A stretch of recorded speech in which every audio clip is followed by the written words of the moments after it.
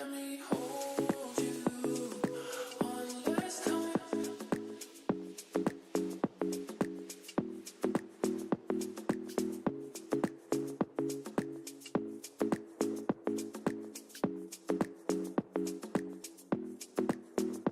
Let me hold you one last time.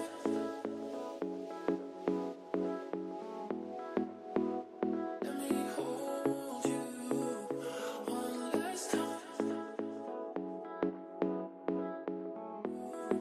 One last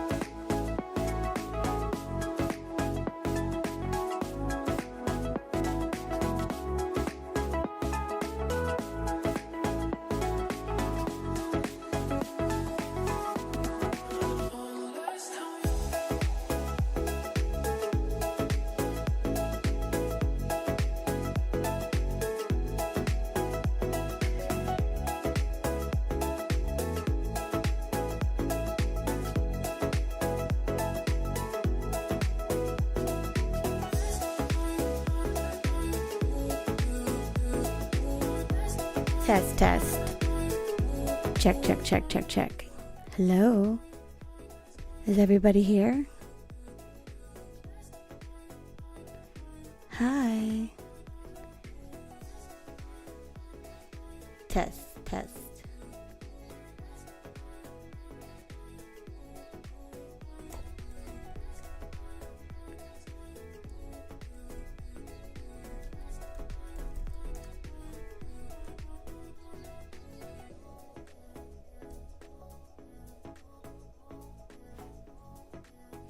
Can anyone hear me? Hello? Check, check, check.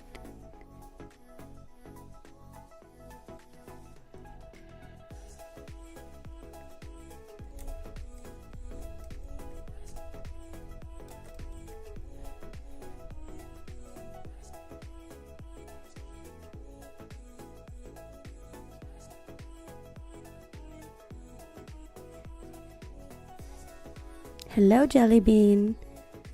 Hi. Okay, cool.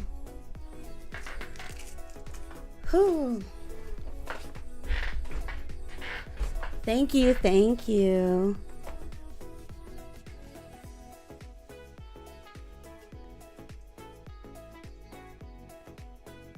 All right, I think we're gonna get started. I'm super late. Plus, it's like my favorite part of the song.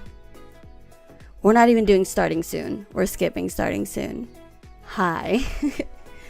Hello. Oh my gosh. No, the pillow. I'm not getting it. I'm so cold. My hands are like shaking, but it's because I showered and my hair is still wet. First time chatter, Che. Let's see. Caitlin, Jellybean. Hi, welcome. Thank you. This is like just some basic graphics I set up, still from the pilot, but we're basically doing a pilot part 2 with this because I just didn't have, I was supposed to do this yesterday actually, but I had issues with my car, so I didn't even get back in time to prep for the show. And so I just pushed it to today. We're still going to do an episode. It's not a full episode like I would want, but the show must go on. Did I see Steve Bennett? Who's Steve Bennett? Who's that? Let me see. TikTok looks good. YouTube looks good. Hey, the game. Hello, how are you? I'm doing great.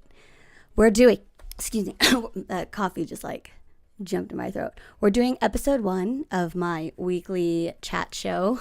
I'm calling it a chat show because it's not really a talk show because it's just me chatting.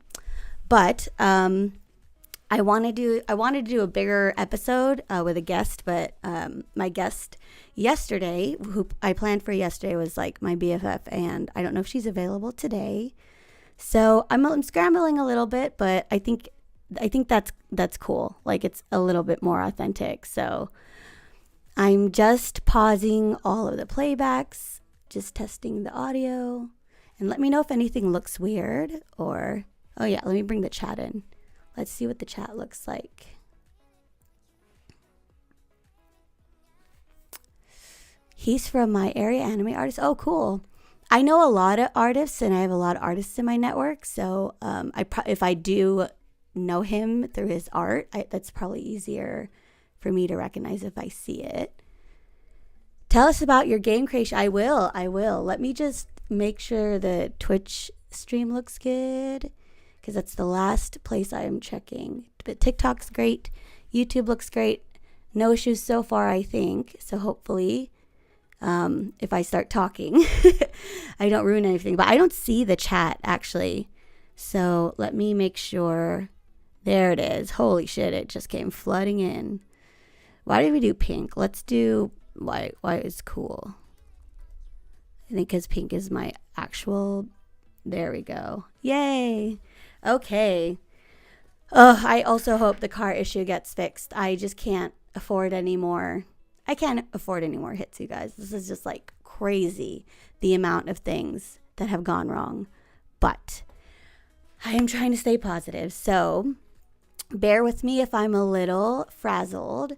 It's just been really hard lately. I actually made a new channel video that I'm going to play for everybody. Really just because I need to test the way that I want to be sharing media on the show. So I'm going to see how that looks like right now. But it also explains a little bit. So just lining up all my windows. I have 2 really big monitors, so I can see everything, but I have to I line up all the chats in like one long row on my vertical screen. That way I can just like bam, bam, bam, look down the list and make sure I didn't miss anybody. But cool. Okay, we're here. Hi, guys. Welcome to episode 1 of CAMICHAT. I have been working on this idea for a while now. I have made previous shows before. I've produced internet talk shows, YouTube channels for a very, very long time. And I actually started CAMICHAT way back in the day. I'm just going to pull up my YouTube and just see when my first official CAMICHAT video was. And you guys can still watch it if you want. I'm just so young in it. Like, I think 22, 23. Yeah, there you go. 11 years ago. So that's, if I'm 36, 11, it's 20. Oh my God. It's 20, over 20 years. What? No, wait, I'm thinking backwards. Sorry, 11 years ago. So I was 22. Yeah. Okay, that was right. So I'm jumping to the browser. You can see I am so little. I remember old school talk shows back in the day. We did one episode during the Street Fighter 4 days. Yep. That's what I'm bringing back. I tried doing it 11 years ago, it seems. I talked a little bit about why I started streaming. And then I also, I think, yep. I had glasses and everything. I had like a little logo with these glasses that I just found. But I was talking mostly gaming related stuff and tech gadgets. So very similar, except this time I have way more experience under my belt. Like I have I've been very fortunate to have a successful career doing the things that I'm very passionate about. And I've achieved a lot of really beautiful nerdy dreams. So I'm ready to jump on a real show. So that's what CAMICHAT is basically about. Before we dive in too deep, I will talk about my Ko-fi page, because this is, until I get like my website set up and everything, this is the best way to like keep track of all these official announcements and stuff. I think the biggest one is I am setting up a goal, setting up some goals. Oh, let me just refresh this. For my streams. So if you watch me normally, I'm doing games like Stardew Valley, and right now I'm playing Kitchen Sink Aloha, and I have like all my stream goals at the bottom of the screen. I'm updating that because my main goal is to get partnered on YouTube. I do have only 9 more followers to go to hit my 3,000 follower mark on Twitch. Twitter, I don't even really like have goals for it. It's just cool if people follow me there. But that's how I keep in touch with a lot of people from back in the esports and gaming days. So I'm on all platforms. You can find me there. But Ko-fi is like really where you can support me directly.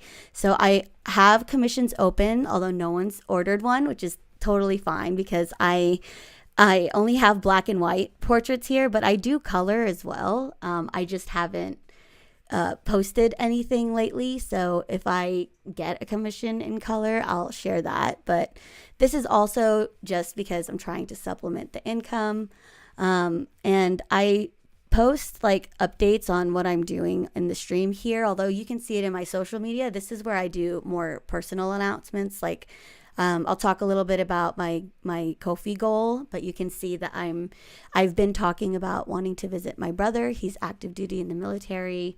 It was his birthday last week when I did the pilot episode of this show, and I was hoping he could join in because he's a really big part of my gaming and tech career. Like he's the reason why I'm such a big nerd in general, but also that I'm good at this stuff because he's a prodigy for sure.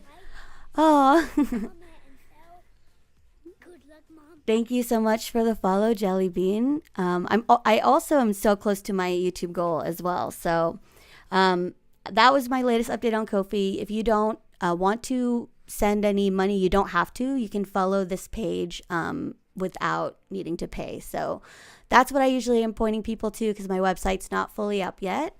But the biggest thing is this video. So I want to see if this works because if I can play media this way, I can edit shorts for these episodes and cut clips together, just do a lot more. So right now I've just been kind of sharing the browser every time I want to show a video, but it's not really like, it's not professional enough for me. I want to be able to cut these down into shorts. If I ever get a sponsorship deal or anything like that, I still want to be able to show like proper content. So this is my first video I'm going to try to play through the streaming program I use. So give me a second and let me know if you can hear it. Okay, so the way I'm doing this is so ghetto, you guys. I'm literally just doing a window capture of my media player, my Finder. But let's see. It's turned up. Hey everybody, I thought it would be good to do a life update. So I announced that I'm coming back to streaming and making content. But if you haven't really been on my streams or anything, you would probably not know that it's because I had lost my job, and a few months before that, my co-parent has lost his job. So we have been unemployed for a little bit, and I am diving into content creation because unemployment is just not going to cut it. So I'm doing everything I can. Everyone has been so kind and supportive so far, but the biggest thing I'm asking for everybody is to help me with Subscribe my and content like, just by sharing it, comment, liking and it, follow. commenting if you want. Good luck. If you liked it. If you didn't like it, you can totally ignore doing that. But if there's something that I made that you really liked, I would love if you could just engage with it with either a heart or a like, and leaving comments or even just messaging me directly about it, because I love having conversation and discussions over the stuff. So right now, even though money is kind of the main goal, the growth of my channels and being able to partner and monetize and maybe even get sponsored is most likely going to be the best thing, second to getting a job. So I am doing job hunt stuff, and so is my son's dad, but it's just really hard and slow right now. And also, if you do know of any leads for roles that I would be good for, I have shared my LinkedIn and everything. Please let me know. I'm also willing to do contract work, editing videos, setting up graphics for streams, anything. So I am really thankful that I have this platform to kind of reach out and see how I can make ends meet. But for now, I'm focusing on doing the best I can to make Cami Wins my next full-time job. So thank you again to everyone who's been hanging out in my streams, who's been volunteer modding, people who have donated. The financial support is really, really, really helpful. I don't take that for granted, but I also want to give back for it. So I have a Ko-fi with a lot of this information. So if you want to check out all my links, I have everything in the descriptions, or you can check out my profiles and look through it there. And if you have any questions or want to know more about that, you can always reach out to me directly. So things are tough, but I am keeping the chin up. Did you hear all that? Was that hard to listen to? I'm literally just playing the raw video I got from my phone on my media player, so I can't really control it, but I also can't, it looks like if I click out of it, it doesn't work. So hopefully you guys heard all that. Can you hear me? Hello? I can't hear myself. Was that weird seeing me on the other screen? I should probably do a full screen scene. So that's a note for me for later. But basically, you guys have been on my streams every day. I stream daily. I talk about this all the time. I have been doing job hunts. I have had a couple of really great interviews. But I don't want to depend on just that, just in case, I don't know, holidays are slow. So if there's anything I can do on my own. Oh my God, Jellybean, what are you doing? That's so many gifts. Hi, Edward702. I am actually going to put you on blast today. So I'm so glad you joined, because I need you to hop on Discord for this hot take that I'm going to do. Oh, you could hear it? Okay, great. So this is how I'm playing my videos and stuff for the podcast. It's not really done very well, but it's kind of ghetto. So bear with me for a while. I'm also getting an error on YouTube, so I don't know if any of my mods are on and can keep an eye on it. It seems like it's saying it's not getting smooth streaming. But I record all these. I'd love to edit them down eventually. But for now, I got a question from GZDR4EV. Gizder Forever. I don't know. Sorry. Is your online name based off the Street Fighter character Cammy, but with a twist in the spelling? So I showed this picture in the beginning. So on the right-hand side is actually my very, very first handle when I started making YouTube videos. It was called The Burnt Matches. that was my name for a while, but that's how I got my start. I'm actually going to show my very first viral video in a little bit, but I started working in the industry a little bit after that video went big, so I had to pick something that was more not business casual or whatever, like professional, but more about like me, as opposed to this burnt matches, which is somebody that I like. I don't know. I mean, it's me, and I'm talking about like game reviews at that time. I did little skits, but it was more of like my first. I don't know. It was like my first persona, right? Like my first real presence on the internet, and I was such a dork. Like it was that me in high school is what you see in those videos. So I started working in the industry after that, and because of that, I wanted something that had my name in it for sure, so that I could, stand by it and put it on business cards and stuff like that. So I created CamiWins right after that. So you did hit the nail on the head though. I got the idea because I was really immersed in the Street Fighter. Oh, okay. Sorry. My I don't know if any of the mods can pause the ads for this. I don't want to run ads for the show, if that's okay. I don't know if there's any mods that can do that. If not, I can try to do it while I'm live. But I was basically saying that I started off my internet content creation career with this on the far right. You see the burnt matches pictures. That was my first YouTube channel, and that was very like, I don't know. I would say it was very characteristics. Like I talked a lot about video games. I did video game reviews and stuff like that, but I needed something that I could sort of create a brand around myself. So I thought of CamiWins, and you hit it on the head, because I was working with the Street Fighter community, the fighting game community at the time. I didn't play myself, but I helped run a lot of streams. I did interviews and stuff like that. I made graphics. That's okay. That's okay. LT pre-roll is fine. For no ads in the middle. I'm okay with that. So you got it. I heard, I don't even remember where I was. I was probably at an arcade. It was probably in Diamond Bar. And I was already trying to think of like, okay, Cami something. I want Cami something. And I didn't know what I could make. And I remember seeing CamiWins on the screen. And I was like, oh, that might actually work. And so that's how CamiWins was born. That's why we have CAMICHAT. But I've been doing this for a long time. My first YouTube video went viral like in 2009, 8 or 9. So old. And this was before Google purchased YouTube. So I don't know how old you guys are. Hopefully you're 18 plus, because I definitely don't want to be doing this show for children. I want to talk a lot about really serious topics, adult topics, and I also curse a lot. So definitely don't want kids watching this, unless your mom says it's okay.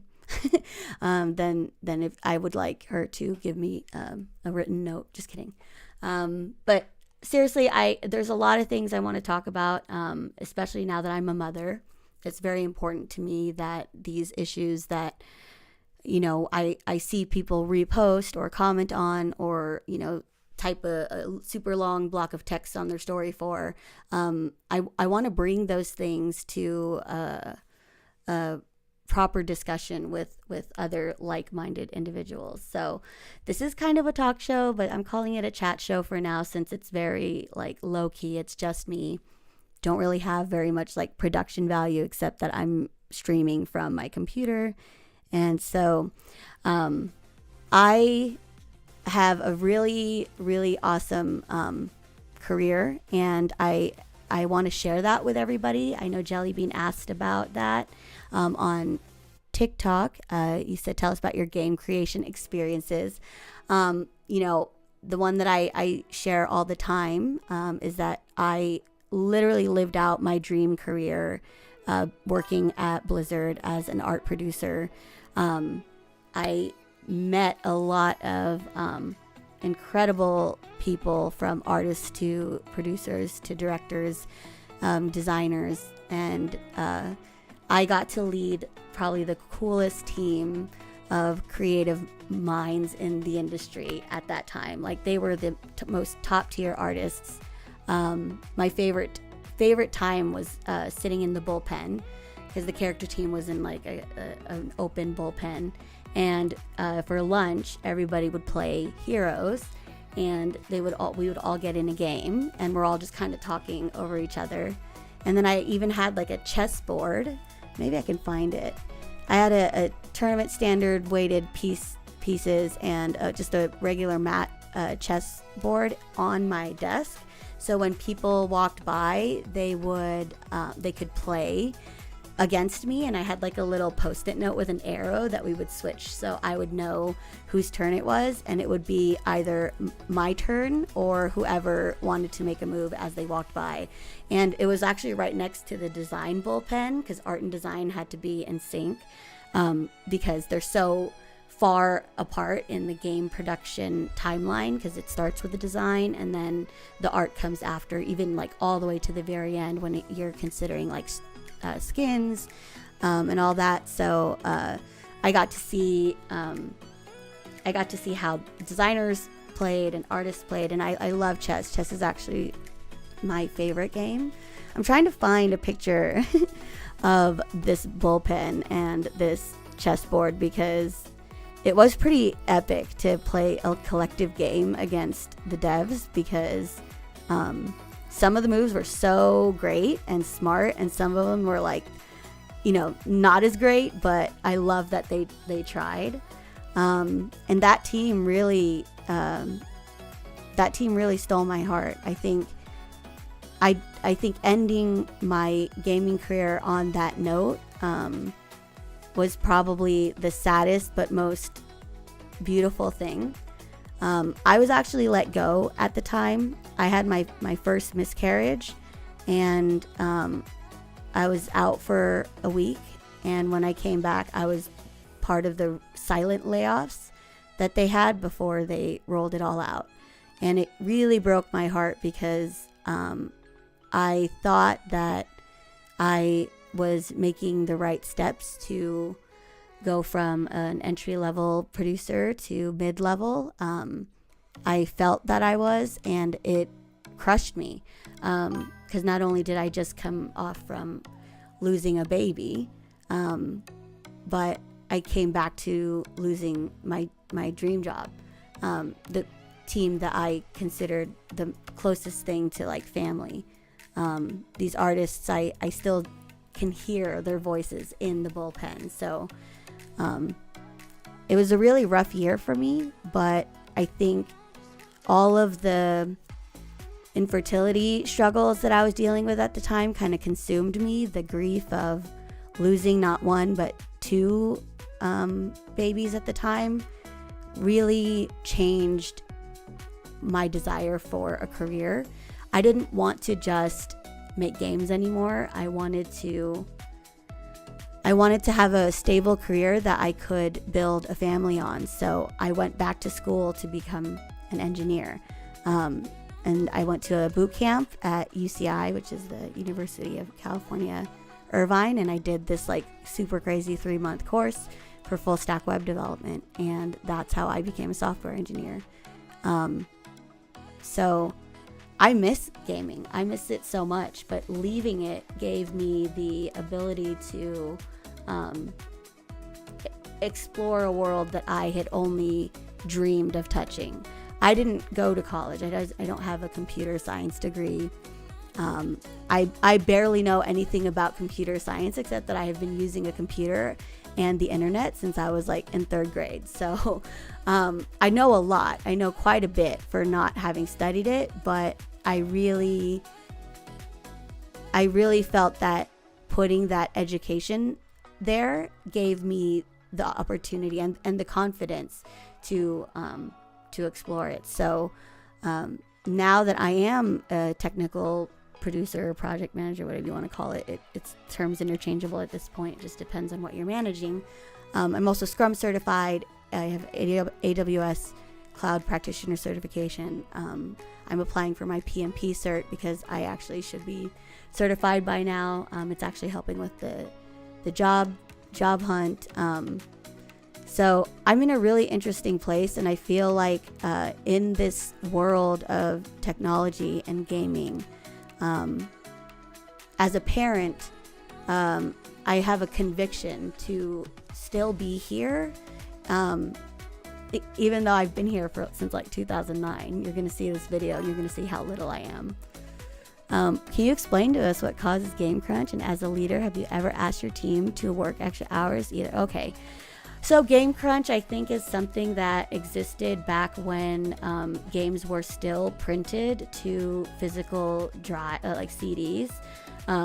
Think of like, loading the disc into your console, right? We didn't have digital downloads like in cloud gaming like we did now. So you had longer timelines to produce games, especially at AAA studios, where these are games that have taken years from incubation and everything like that to alpha, beta, and then launch. So when there's game crunch, it's because there's some sort of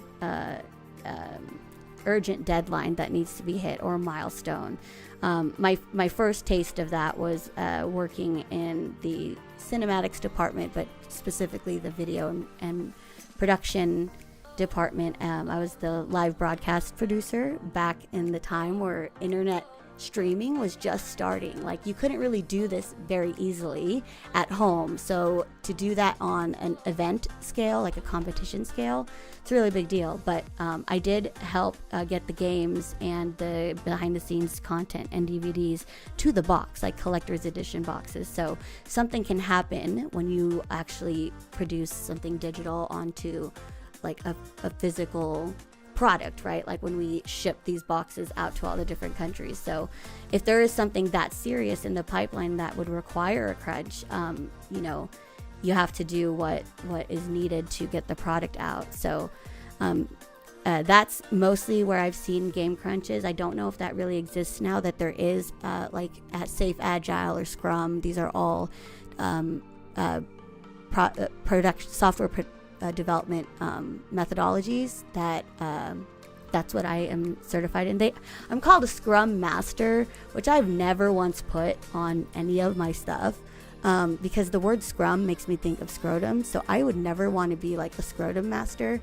But that's technically what I am, and a Scrum Master is basically like a project manager that specializes in this certain like project management philosophy that has worked really, really well. So we don't have these large timelines anymore, but we still can get crunched. It's just not as painful anymore. Like you're not crunching for weeks and weeks and weeks. Maybe that still exists. Obviously, I'm not in gaming anymore, but I feel like in general, the software industry space is trying to really push this work-life balance.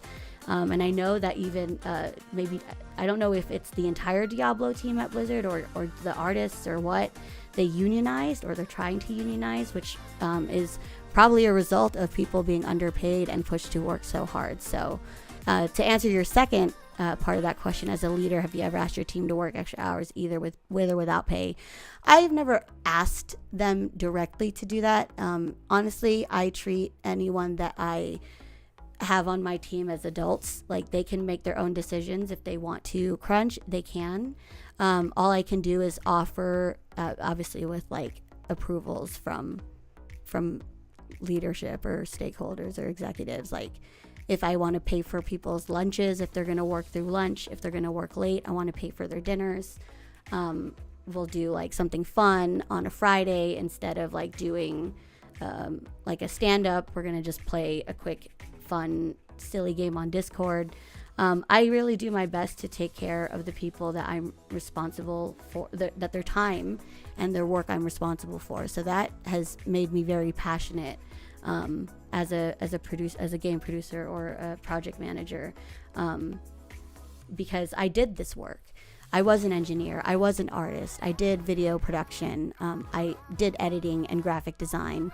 I know what it's like to ask the people that I manage to do the work because I've done it. I don't think that makes me any better or worse in general, but I think it just gives me a level of empathy that I can tap into quickly and very deeply. So I just give them the information, full transparency, right? Like, here's our new deadline. Because of this reason, we have to hit this goal. These are who it's assigned to, and I collaborate, right? Like, I can't just be a dictator and say this is how it's going to be. I have to work with art leads, managers, technical limitations, and then we flex and we grow Subscribe together. and like, comment. Hi, and Midwest.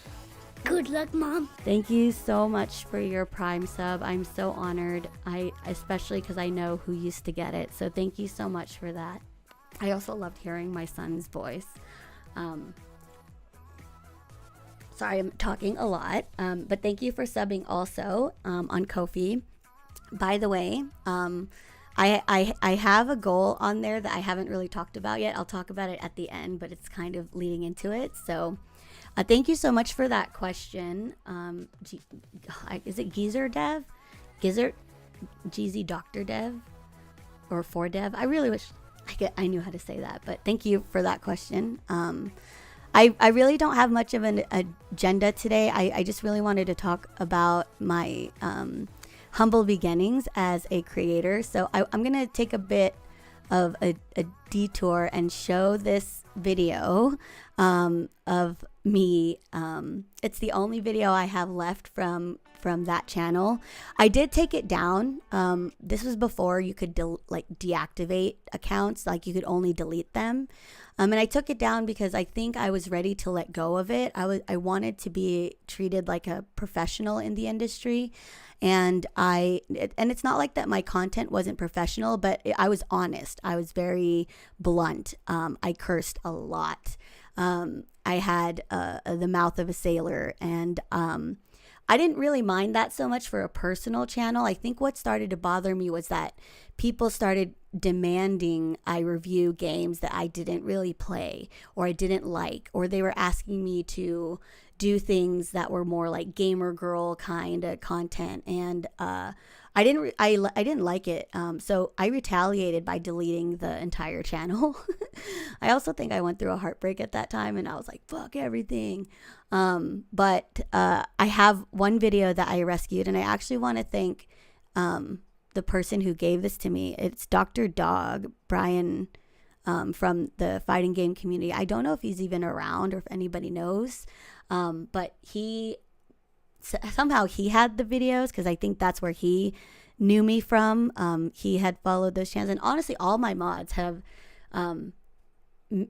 been with me for over 10 plus years. If you're a mod and you're in my chat, drop the number of years or the year that you first watched any of my stuff, whether it's a YouTube video or a live stream or whatever. So I've been doing this for a while, but this was the first video that went viral before viral was a thing. I think it ended up with like 30,000 views when I deleted my account, and that was huge back in the day. I had like 3,000 or 4,000 or 5,000 something subs, which also was huge back in the day. And again, this was before Google bought YouTube. So I'm going to play this video. It's called A Console War Parody. And just for context, this was right before the console wars got really big with Xbox versus PlayStation and the Wii. So you have to, I'm going to move this over to the side. You have to put that mindset on. And I was also really young, so I'm like 18 here. And I won't be able to click out of it, so I'm just going to leave it here. And then if you do have questions, I will answer them after. But let me also turn off the alerts a little bit, just because I don't know if it's going to affect. Actually, I'm just going to move it over here and mute it. Okay, I know I'm building it up because I think there's people in my chat who have waited to see this video for so long. And I'm really excited to share it here. So here we go.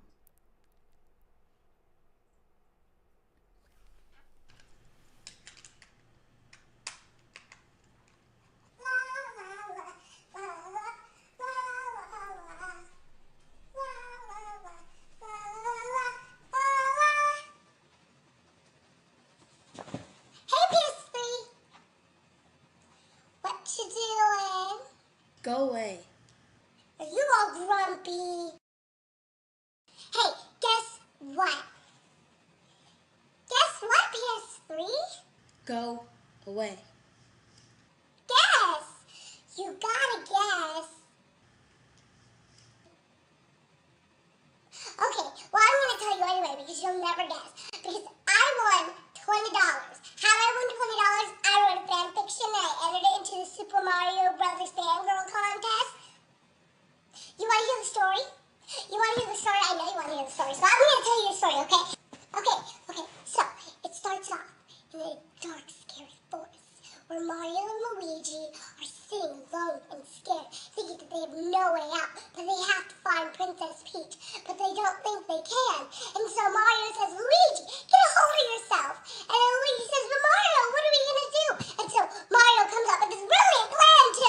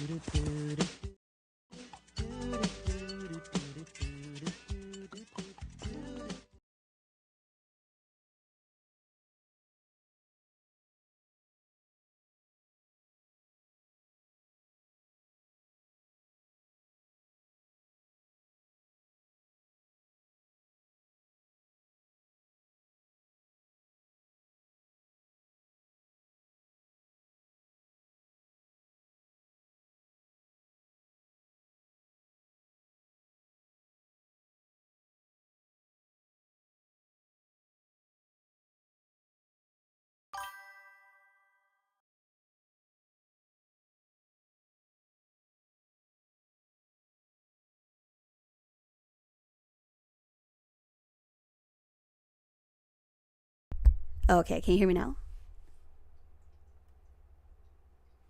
Hello, can you still hear me? Hello, test. Check. Can anyone hear me? I muted the video because the song that's playing was like from Doug, and back then there wasn't copyright strikes. So I don't know. I could have just gotten my audio frozen. Can you still hear me? Okay. Still muted? Am I still muted? No? Hello? I think I got my can you hear anything? Okay. Oh, okay, good. So there's just a little bit of a lag. So yeah, the end of that video, the theme song is from an old cartoon called Doug. So I had to mute it because I think we would get the stream audio removed. Okay, cool. So at the end, I do this thing, and I want to play it because it's very important. This video is dedicated to LP, Scotty Dog, and Fox McCloud. I don't know.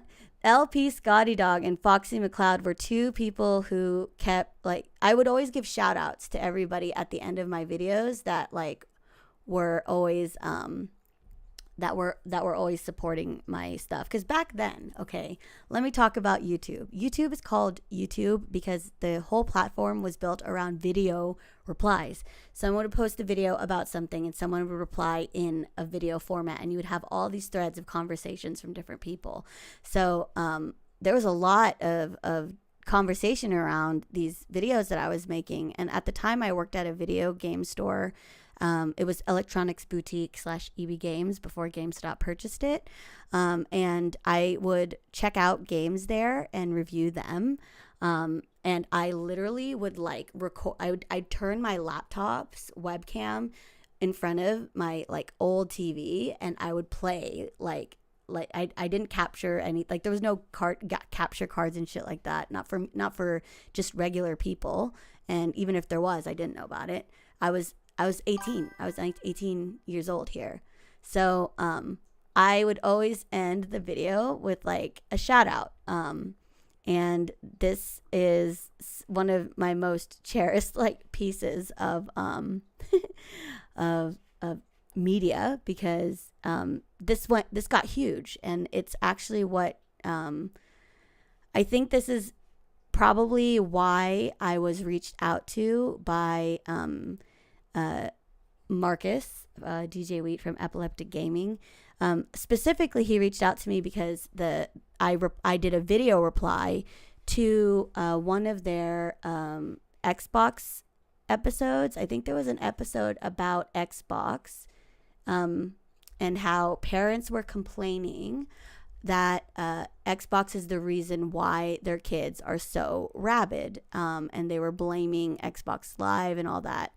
And that episode really hit me, and I felt so compelled to respond to it. And I had never had a desire to be on a show before. I never had an interest to do that. I just loved watching the show.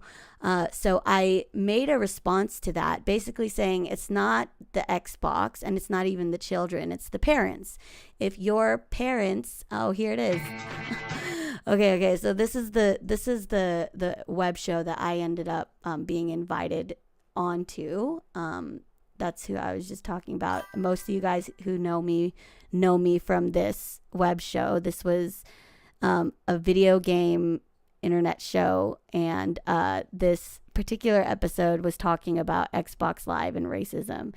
I was gonna see if any of the video replies are here, but they turned that off. Like, you can't even see it anymore. It wouldn't have even been there because I deleted my channel, but I was very passionate about it. So I replied saying like, nah, it's not the Xbox. It's not Xbox Live. It's not even the kids. It's the parents. If you're not watching your kids playing these games, or even knowing who they're talking to, you're also like part of the problem. It turns out that DJ, who's this guy, host of the show, reached out to me on my YouTube channel and asked if I wanted to check out the studio, because I think I put LA on my YouTube channel, like on my profile. So I was like ecstatic, because at the time I like just dropped out of college and I was working in the video games. I don't have any of that stuff here, but I was working in the video game store. So I really wanted to go and see what a studio looked like, right? Because I was a movie fan. I wanted to be an actor. I was, at this time, I was really trying to hone my editing craft. So that's why I even started the YouTube channel, was so I could learn how to edit videos. Because when I graduated from film school after high school, it was only like a year-long trade school thing. I learned that I didn't want to be in front of camera if it meant compromising my love and for the craft of being on stage and performing with people and connecting with people. I think I was taken advantage by some of my acting teachers, because I did really well in like one of the showcases. So I got a taste of like how cruel Hollywood could be at a very young age. And so I dove into more behind the scenes stuff, and I started learning how to edit and make graphics, and I made that video, using my laptop. But I learned how to steal MP3s from the internet, and worked on editing game footage. And so the offer to check out a proper studio, where their production is a lot better than mine, was huge. And I went there. I met, all the hosts. And I was ecstatic because I was just a fan of the show. Like all you guys who are talking about it, Danny, Midwest, Bomb Jack, like KF, all you guys have been there from the beginning. I even have screenshots of some stuff that I stole from Max Flickr. But I went there to meet everyone, and it was so cool. It was dope seeing an actual studio, and it was the Global Gaming League, which I think is still around.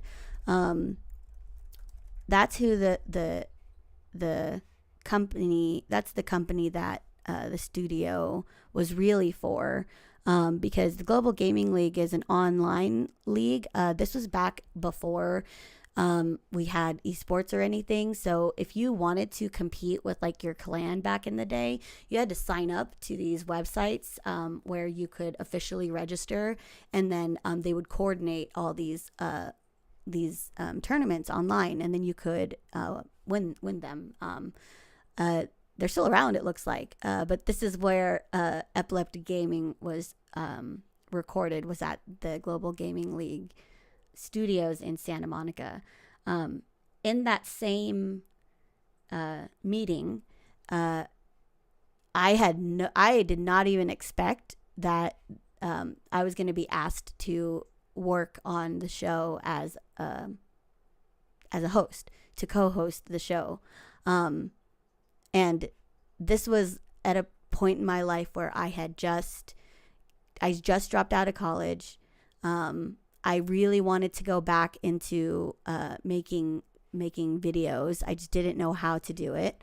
And I knew I wanted to be in gaming. Like I was in college at the Art Institute for interior design, because I thought that's what would make my parents happy, would make my dad happy. But when I got asked to host this nerd show on the internet for barely any money, minimum wage, doing like grunt work as a production intern. I started off as a production intern, not even like a production assistant officially. It was like production assistant intern, like the lowest thing. I jumped on it, man. It was my first real opportunity to follow like this dream that honestly only my brother at the time would understand, because this was such a different world back then.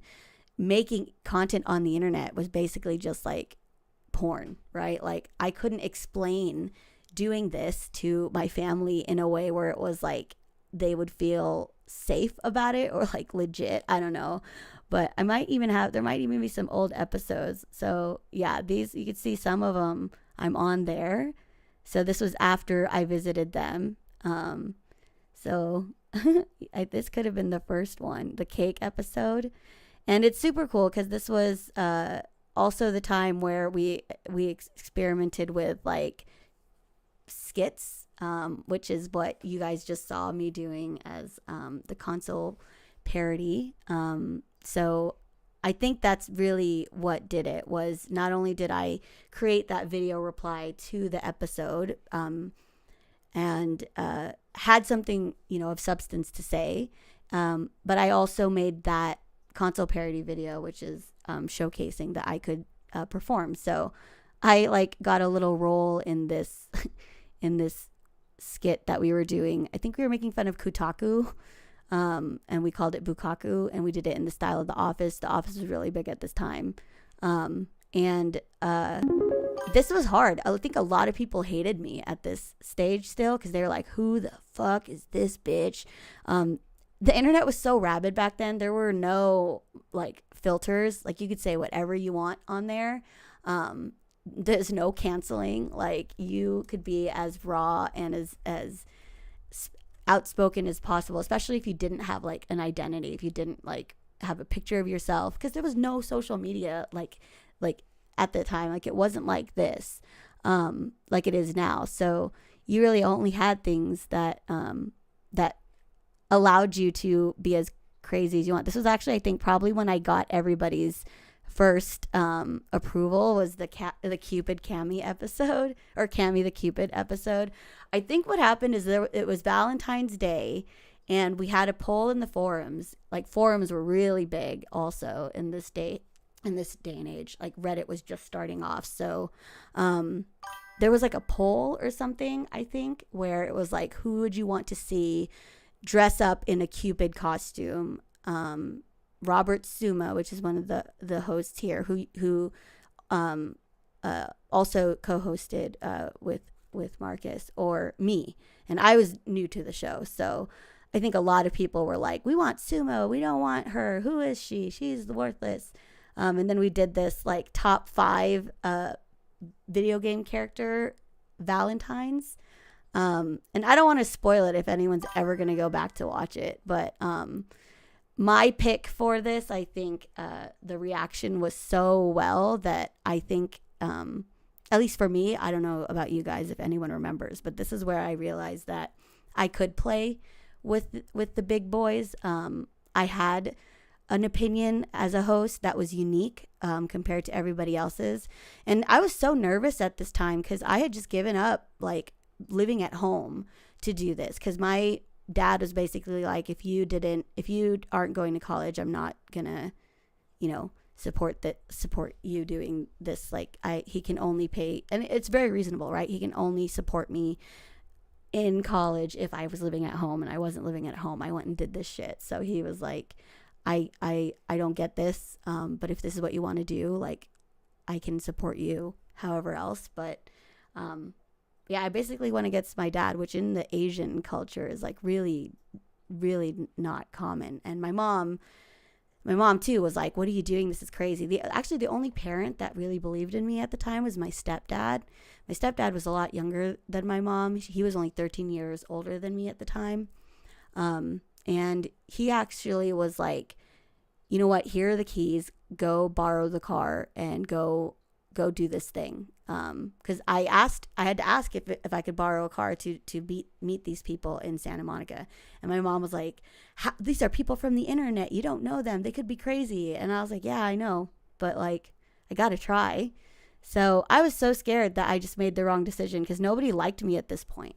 But I don't know. Can I even watch? Like, could we even play this without getting in trouble? I don't want to play the whole thing. I don't know. What do you guys think? If the stream shuts down for copyright stuff, I'll just relaunch it. But I think I'm going to wait a little bit. I think there's a bit of a lag. But does anyone want to see the clip of the Valentine I chose? I think we can play that. Everyone was so cute. Okay, cool. Okay, Alex from Half-Life 2. Episode 1 and 2 and the regular one. He says, I'm so sick of saving her ass. Now I just really want to put it in her ass. Wow. Well said, Forrest. He's so raunchy. Suma. Speaking of putting it anybody in her ass. that may follow me on a Tuesday night would know that this is an obvious number 4, Hogan. The GTA hooker. It's very boys club. Look at by the way.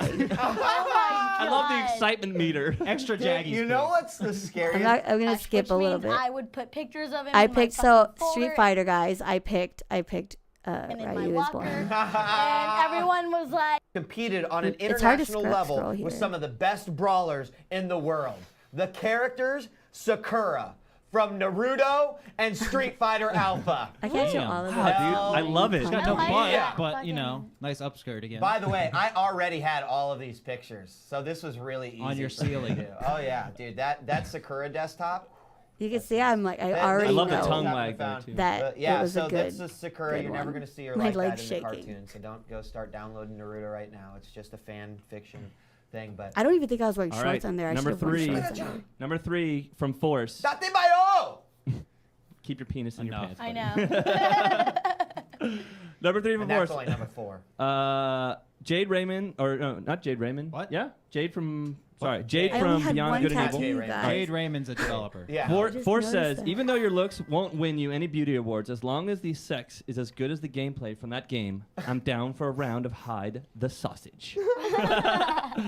That's a good one. Everyone interpreted this list very differently, and I think Hide I the might be the sausage. only one, maybe Camera too, and maybe Cammy, We'll that get like there. actually really wants to have sex with Hogan. better. Oh, come on, I dude. don't You wanna play follow the her whole thing around 'cause in I don't- that game, and her butt is just I just like, don't know what art nice. it is. I don't know. I'm a butt guy. Butt man. Oh, that was just the game is beginning. number Too really. I Oh mean, my god, look naked, at that. sorry. which character that is? Oh my god. It's Camel Toe. I don't know. I don't wanna name it. Can- This Oh, is- you're Came from his lying. fortune Bullshit. teller. Yeah, the fortune teller. All right. Here is this. I love that how similar stuff is, but here's my number. me and Hogan got 2, super you guys, close, and it too. also from Dead or Alive. He's It is one of of my course best friends. La Mariposa. We lived together my for a little bit gosh, too. dude. He was- Like, he's eat my off roommate. that. Oh my God, tell me It's about like a it. table. It's like a table. This girl is so hot in this game, you guys. I could use that as an eye of judgment. She is board. my favorite character to play with, by It's the just way, so because crazy she does a hearing lot that of again, moves you where guys. she will spread her legs and I was bounce. so young. Interesting. There you go. Interesting. Cammy. Here it Okay, is. my next character is also from Resident Evil, and there's only one reason why I would like to fuck this guy, so put him up.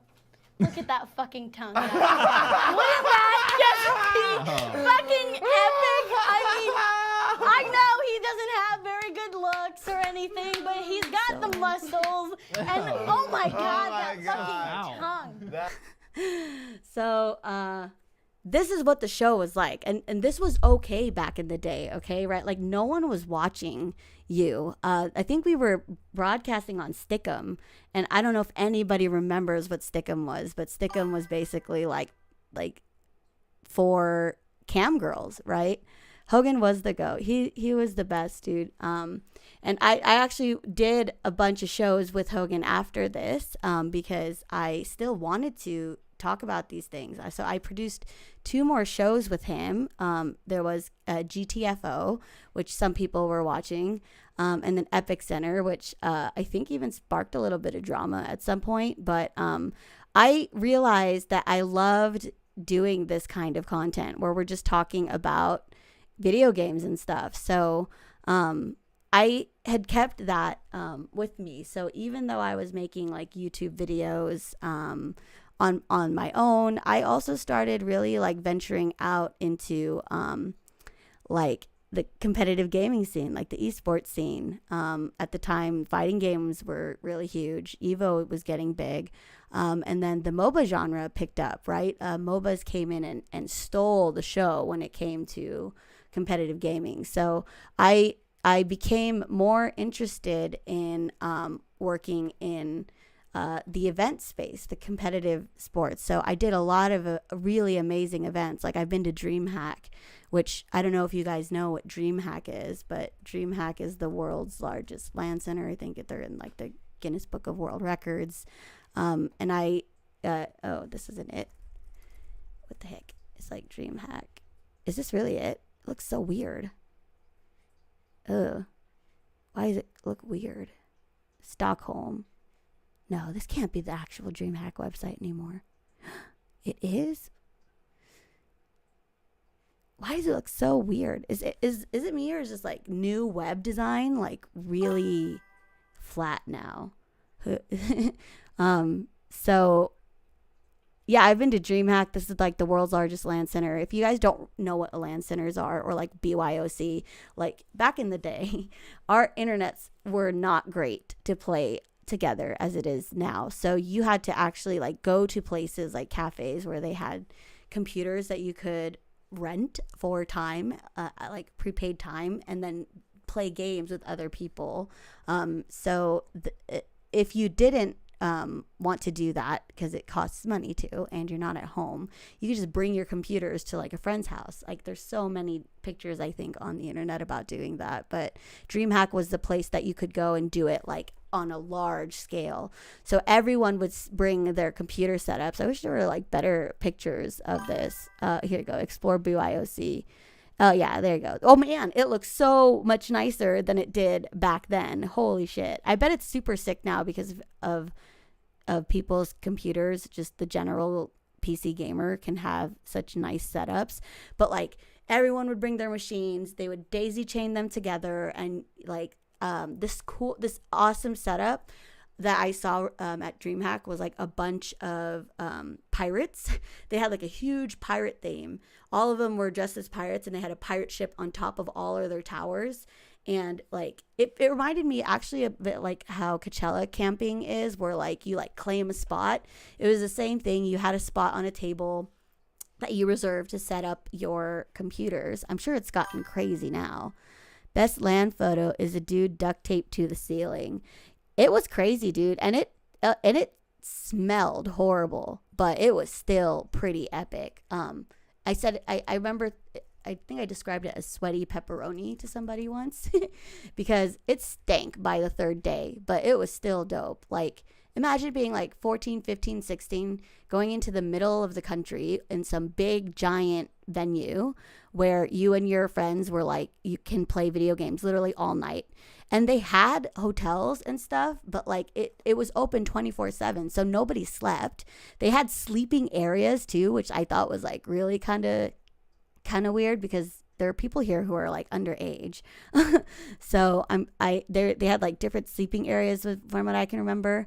And the funniest thing, I don't know, maybe it's just me who thought it was funny, but like nobody could sleep in the sleeping area because as soon as it got quiet enough for somebody to finally go to sleep, some kid would go, hello, in like the cutest like Swedish accent, hello. And it would go on and on and on, and then it would echo, hello, hello. It became a joke, like on the train out of Jönköping, Sweden, which is where it's held. It was, you get into this venue riding a train like in Hogwarts, like the Hogwarts Express. They said that hello the whole time there too. So nobody was getting some sleep, and it was just this funny thing that age was just a number those days. And there weren't any girls there at the time. But I did go back again for DreamHack Summer, and there were way more girls there. So even in that 1 year, it got so mainstream to be a gamer. So I loved getting to experience this, but esports is really where my professional career in gaming took off, because it was from here that I got my job at my first video game company, which was Heroes of the Storm. Heroes of the Storm is a MOBA, or not Heroes, sorry, Heroes of Newerth. There were so many heroes, also known as Han. I think it's more popular in the Chinese market. They died out for a long time, but I guess they're making a new one. This was when I moved to Michigan. They're stationed in Michigan. They have like I don't know if they still have it there, but that's where their offices were. That's how I know Chris Rabble Rouser, who is also my mod. I was the broadcast producer for this game, and that's how I went to DreamHack. We were running Heroes of Newerth tournaments there. This community is pretty raw, so I would not suggest playing this game unless you really like that kind of toxic behavior. I mean, you know what? Like, if they love it, they love it. Like, at least they have a place where they can be themselves. But like, I ended up getting my Blizzard job for the first time because I worked at Blizzard twice. Because of my experience doing live broadcast for video games, because at the time that was so new, right? Esports was just coming out, and I had a lot of experience for somebody who was so young, because I had been doing this as soon as I got out of high school. So I had that leg up because I've been to DreamHack, I've been to what's the other one? The World's Fair. Do you guys know what the World's Fair is? You either know it or you don't. And I didn't know it until I worked it. But the World's Fair is like an international event where they pick, it's like the Olympics. They pick a place in the world and they hold a fair there. And the Crystal Palace was the first one, or was in 1851. But your country that was chosen to hold the fair would have to like promote their what makes their country so special, and it was in Shanghai, in China, and that's when I went to China for the first time. So I because of my nerdy love for gaming and even more niche competitive gaming, I was able to go to Sweden to go to DreamHack, the world's largest LAN party, and then also go to China for the World's Fair, which is like also a really epic global thing. And this was what I think got me the job at Blizzard the first time. And I worked on StarCraft specifically because StarCraft esports was really big. Heroes of the Storm wasn't even there. It was still an idea at the time, I think. And I worked in the video department where I learned about cinematics, the cinematics that goes into the Blizzard games. And I fell in love with development. I didn't realize how special it was to be a part of making a game that people could enjoy. I'm trying to look up a picture of me that I took of my name plaque, my name tag on the office, but I'm just getting like even older photos, dude. This is so crazy. Let me see. I don't know if you can see that. This is me on the set of one of the shows that I was producing. I think that at the time that was Epic Center. Yeah, oh my gosh. Look at, I'm so dorky. These are graphics that I made too, but Epic Center was kind of the birth idea of, I guess, doing like a nerd talk show like this one. But it's hard when you're trying to coordinate with other people to host. So I think scheduling really got into this at the time, ruined it at the time. So it's a lot easier for me to do it on my own. Oh, sorry, missing chats. The World's Fair should always be in Scotland for such little country. We contributed. I think the goal is so that you can learn more about it. Here, the World's Fair is also known as a universal exhibition. Yeah, other countries go there too. So it's not just that country, but Sweden is the reason why we were there for Heroes of New Earth, because we were at the Sweden booth of the World's Fair and we did a tournament for a competition for Heroes of New Earth there. So the finals, I think, was held at DreamHack.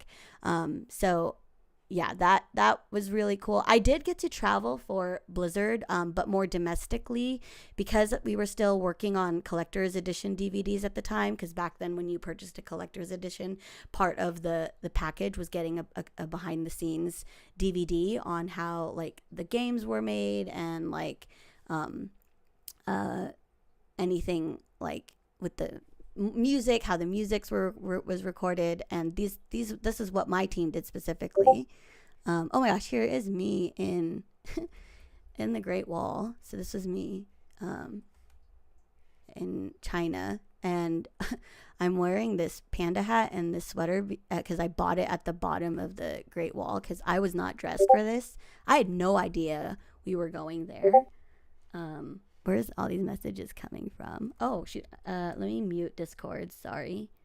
I was like, what is that? So that was the China trip. And I didn't even know we were going to the Great Wall. I was wearing flip-flops at the time. But we ended up in a car for like 2 hours getting to this like super secluded non-touristy spot. Where you saw nobody for miles, and this is the fog rolling in, very Mulan, and this was taken on my BlackBerry. I think I had a BlackBerry at the time, and it was so special to me because I was complaining about this trip the whole way, because I wasn't dressed. I wore flip-flops. I was cold. I didn't know that we were going, and then by the time I saw this view, I was like, oh, okay, shit, never mind, that is pretty dope. Damn, there's all these old pictures. I'm trying to find that first name tag, but I think it might be hard. It might be on my Instagram. I made my Instagram public too because I want to stream there as well. I had it private for a long time because it's mostly family members on there, but I think at this point, like, I mean, they know I'm into gaming. They can watch my streams too. Oh, here it is. Oh, wait, no. Oh, well, I don't know. This is when I worked at FX, which is Fox. this was my maiden name before I got married. But I left FX to go back to Blizzard the second time because I realized that as a producer, oh, here it is. So this is my first name tag. And it was so special when you got this back then in front of your office because when you first get hired, you kind of get put like in this like waiting list to make your name tag, and you can design it on this intranet that they had, and you can upload, like you can pick a picture, you can type out your thing. And so I designed this, and when it first came in and the facilities team was installing it, I was so excited because this was it for me, because I was a video nerd, you know, like I loved movies and TV shows and fell in love with storytelling. So to be at the Blizzard cinematics department, which arguably is the best storytelling like department for gaming, or like cinematics department, was huge. And the team that I worked closely with actually was the in-game cinematics team. That was a very special achievement for me because traditional cinematics, like with CG and animation and everything, costs a lot of money.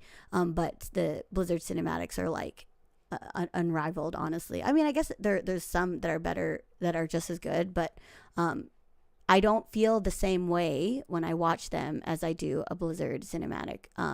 The newest one that I saw that made me feel like a fan again was the Diablo 4 one. It was I don't know which one that was. I haven't played Diablo 4 though, so and I still know a lot of people here, but that one was super cool, and that made me remember how epic it was when I first started working there. And when I came back the second time, I was on game development proper. I was on Team 1 for StarCraft 2 and Heroes of the Storm. That was the same team that worked together. So it was because it was Heroes of the Storm came from the StarCraft 2 game. So I cherished those times because I had a lot of really great mentors there that I learned so much from. Oh my gosh, this is the first this was the first box I signed as a Blizzard employee. This was World of Warcraft Mists of Pandaria Collector's Edition. So see, it's a physical box. You guys, they don't do this anymore, right? Like we don't have physical copies of things that you save up for and you open up and you have everything. Like maybe they have it now, but everyone wants digital stuff now. So it's kind of sad that we're at this point where, you know, like I think at some point we just started making the boxes got tinier and it was so hard to like fit everybody on here. But I think I signed it somewhere here and I took a picture because it was like, this is my first time signing as a developer who had a part in creating the game, the end product. It still wasn't the game itself because, well, I guess the in-game cinematics made it in-game, which was really special because there's two different kinds of cinematics. There's in-game cinematics, which is using the in-game models. And it's a lot more affordable to just write, like to script these out, as opposed to doing like a full CG thing. So most of the time when you see cutscenes now, you're seeing like the in-game model being programmed to do these scenes, and there's an in-game camera that gets treated as a cinematic camera. So these two teams can work together to tell amazing stories and still like fit within realistic timelines. So I loved working with the in-game cinematic artists because they had to be scrappy, dude. Like they had to know when the game content was ready for them to start filming the final shots. So we would build like sets using stuff in game. Actually, I can look this up for Heroes of the Storm. If you guys are familiar with MOBAs, you know how you get new heroes and stuff, and there's like trailers and everything. That team that created all that content for Heroes was my team. We produced the hero spotlights, and in order to do that, you had to have a very intimate knowledge of like the art assets, because we're working alongside development to release a new hero or something.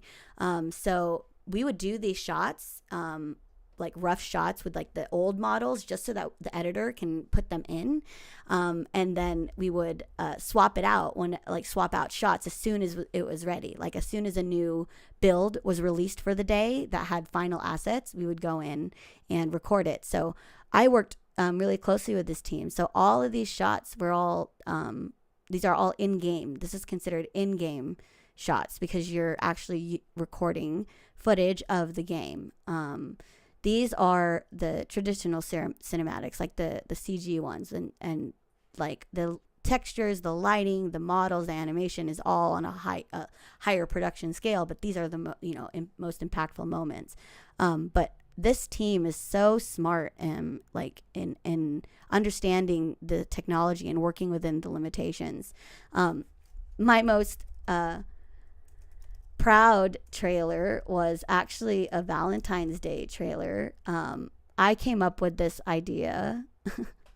Heroes of the Storm Valentine's Day. I don't think it was actually called Valentine's Day, but it was a Valentine's Day skin. Damn, where is it? What if they took it down? I don't think they took it down. Would they? I don't know. I haven't worked in gaming in a while, so I'm like getting flashbacks of this. But I got to help come up with a trailer. I think it was for a skin. It was a Valentine's Day skin. Oh, it was called Love is in the Air.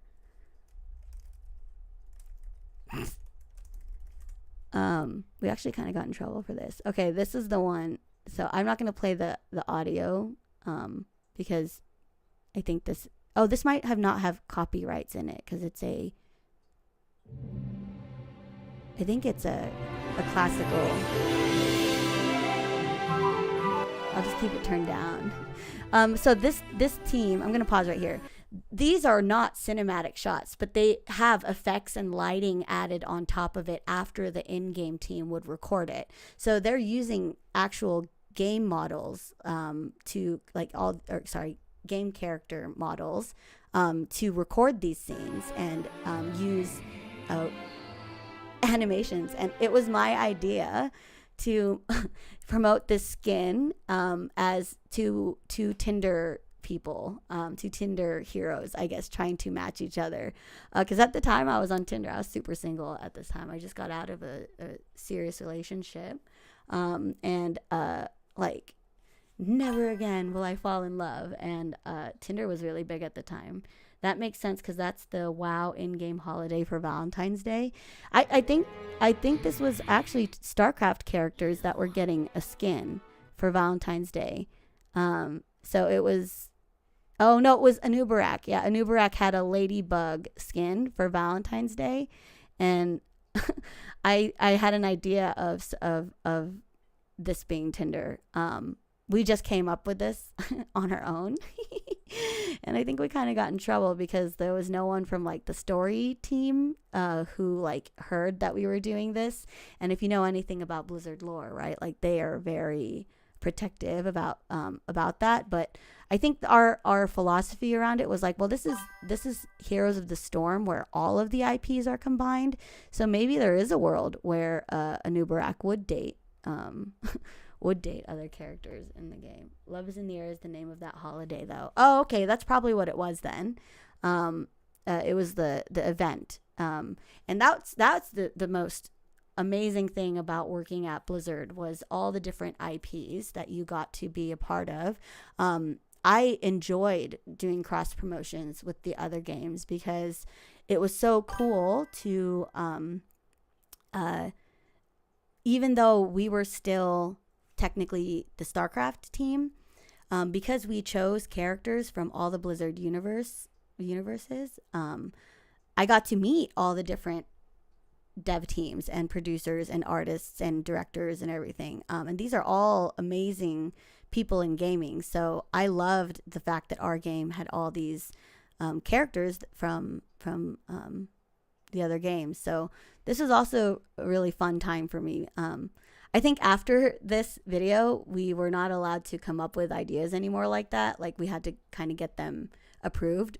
But to be fair, we did approve this video. We went to the game, the director and the producer for this, and they were like, yeah, this is great.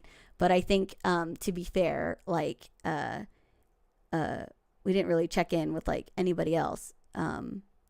So I actually don't really know why nobody liked it. Maybe because it was Tinder. I don't know. Maybe that was not, like, there's no way that there would be a Tinder in Blizzard or something. I don't know. I really don't know what the issue was. I just thought it was a fun video and a fun way to, oh, you could even read these. Oh, that's right. Our graphics artist had a good time picking potential Tinder dates. And like, this is Gazlo. Gold, constructing incredible feats of engineering that don't blow up till I want him to. Did I mention gold? And a little respect goes a long way. Gnome engineers, cop, hack, dislikes, jokes, one way. Yeah. So we actually went to the I think a writing, at the time, I think his name was Justin. I don't know if he was there towards the time I left, but we had someone from the lore team help us come up with like fun dialogue for these. And I can also believe we might have like localized these shots. I don't know.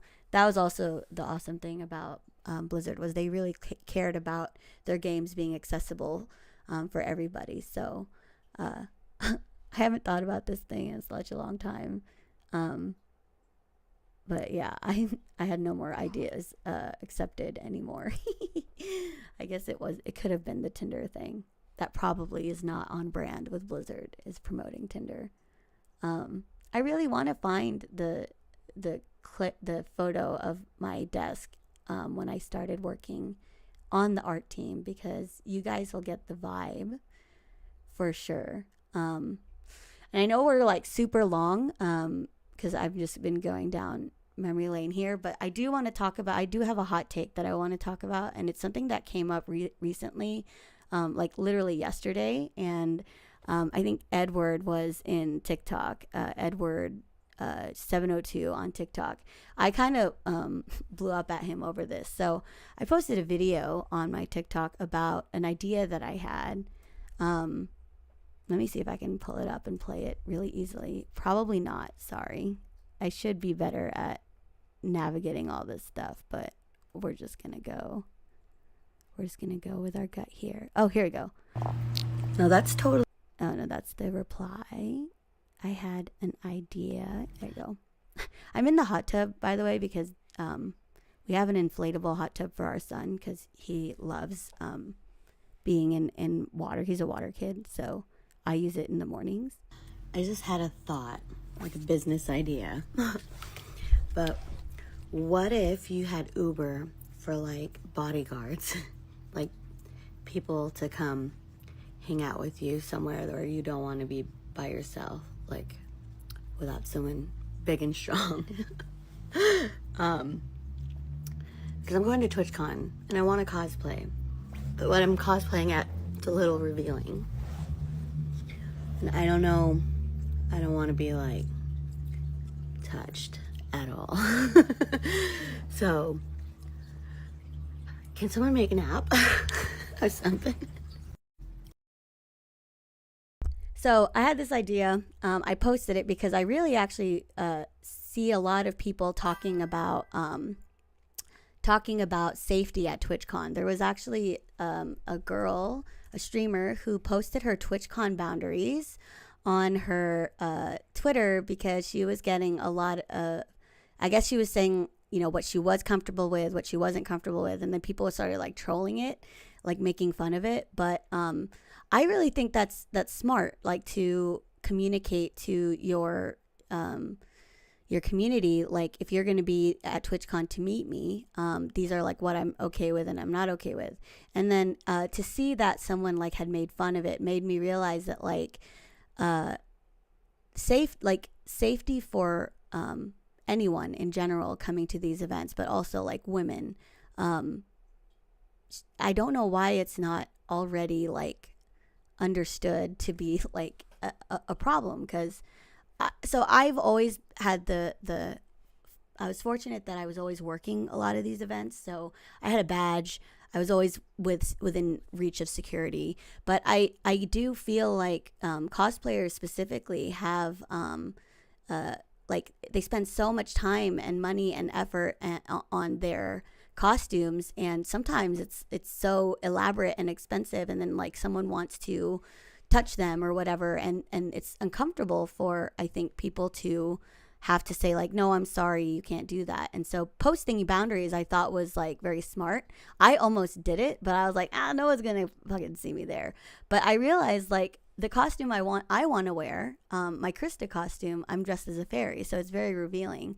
And I really wanted to hula hoop at the event because I've been hooping for, I think, like 15 something years. And I don't mean hooping like basketball hooping. I do a flow art is really what it's called, for anyone who does like festivals and stuff. I started hooping like so freaking long ago. I'm not gonna play this song because we definitely will get a copyright strike. But the last one I did was oh my gosh, 8 years ago. I did my 3 years of hooping video. This was 3 years of me learning from the internet. And so if that was 8 years ago, 8, 9, 10, 11, 12, it's been 12 years that I've been doing this. And this is an LED hoop that it actually broke, sadly. It doesn't charge anymore, so I'm trying to get a replacement one from the company, so I don't have to buy a new one. Oh, sorry, Jellybean, you said a monster dating sim game probably would be stupidly successful. Dude, dating sims are getting scary now with like the world of VR, I think. But that's a hot take for another day. Oh, did you work out of the Nakatomi Plaza? Sorry if that question was old. I don't know what that was for. Game. Sorry, I think I muted my alerts so things wouldn't. Yeah, I muted it. I'm so sorry, you guys. The alerts were quiet. So I want to do this at TwitchCon. So, but I also am going, I am going to meet up with friends there, but I'm going by myself, essentially. Like I'm not in a relationship. I'm not going with a boyfriend. I'm not going with a bunch of friends. So, if I perform for people, this will be my first time. It would be my first time performing anywhere. And I'm not like hired or anything, but I would totally love to perform for real, like at a show or a con or something. So I really want to take my hoop to TwitchCon and like put up a tip jar or like have my username up or like a QR code and have people reach out to me, and I'll do birthday parties, dude. Like I love hooping for kids. It's probably my favorite thing is to go to parks, because that will take my son to the park and I'll bring my hula hoop, and while he's playing I'll hula hoop on the side. And when kids come up to me, I have the most fun because I just love showing, and most of them are little girls, but there are some boys too, but I love showing these girls that they can do something like super cool outside, right? Like my son's a tablet kid, so any chance I can get him outside and doing things with his body is great. And so when other kids show interest, I don't know how many hula hoops I've given away to cute little kids who like didn't want to leave, like they didn't want to leave the hula hoop girl. So I don't know if it's even like a thing in the hula hoop community, but if there was a girl or boy or a little kid who showed interest, somebody said, "May the force be with you in the new year," and I thought that was so cool, and I got it on video, but anytime there's a kid who shows a real love for the hula hoop, like they really want to learn the trick, like I always teach that, like try to teach them a couple tricks. The one that they really like is called an isolation. It's when I like spin make the hoop look like it's standing still, but it's really spinning. That trick actually looks so different on an LED hoop versus like an actual physical hoop. But that's the one the kids always want to learn, and that's the one I'm most happy to teach. I will give them the hula hoop that I taught them on, and I'll explain to the parent that like these are performance hoops, so they collapse. You can travel with them. They're made of a light plastic called polypropylene, which is a very popular plastic. There's HDPE hoops, which is a thicker plastic, and it's a lot heavier. But it's really it's really preference driven at this point. But I want to perform at TwitchCon, but I don't want to worry about my safety. And I'm gonna call Edward 702 out, but he was cool about it because he made a comment on my TikTok about I think he said, like, you just want to have a boyfriend that will follow you around and not get jealous if someone tries to, like, talk to you and, like try to gawk at your cleavage or something like that. Which, first of all, that was the first time Edward said something like that. I think Edward had commented a couple times on my videos. He made me realize I do this thing with my mouth.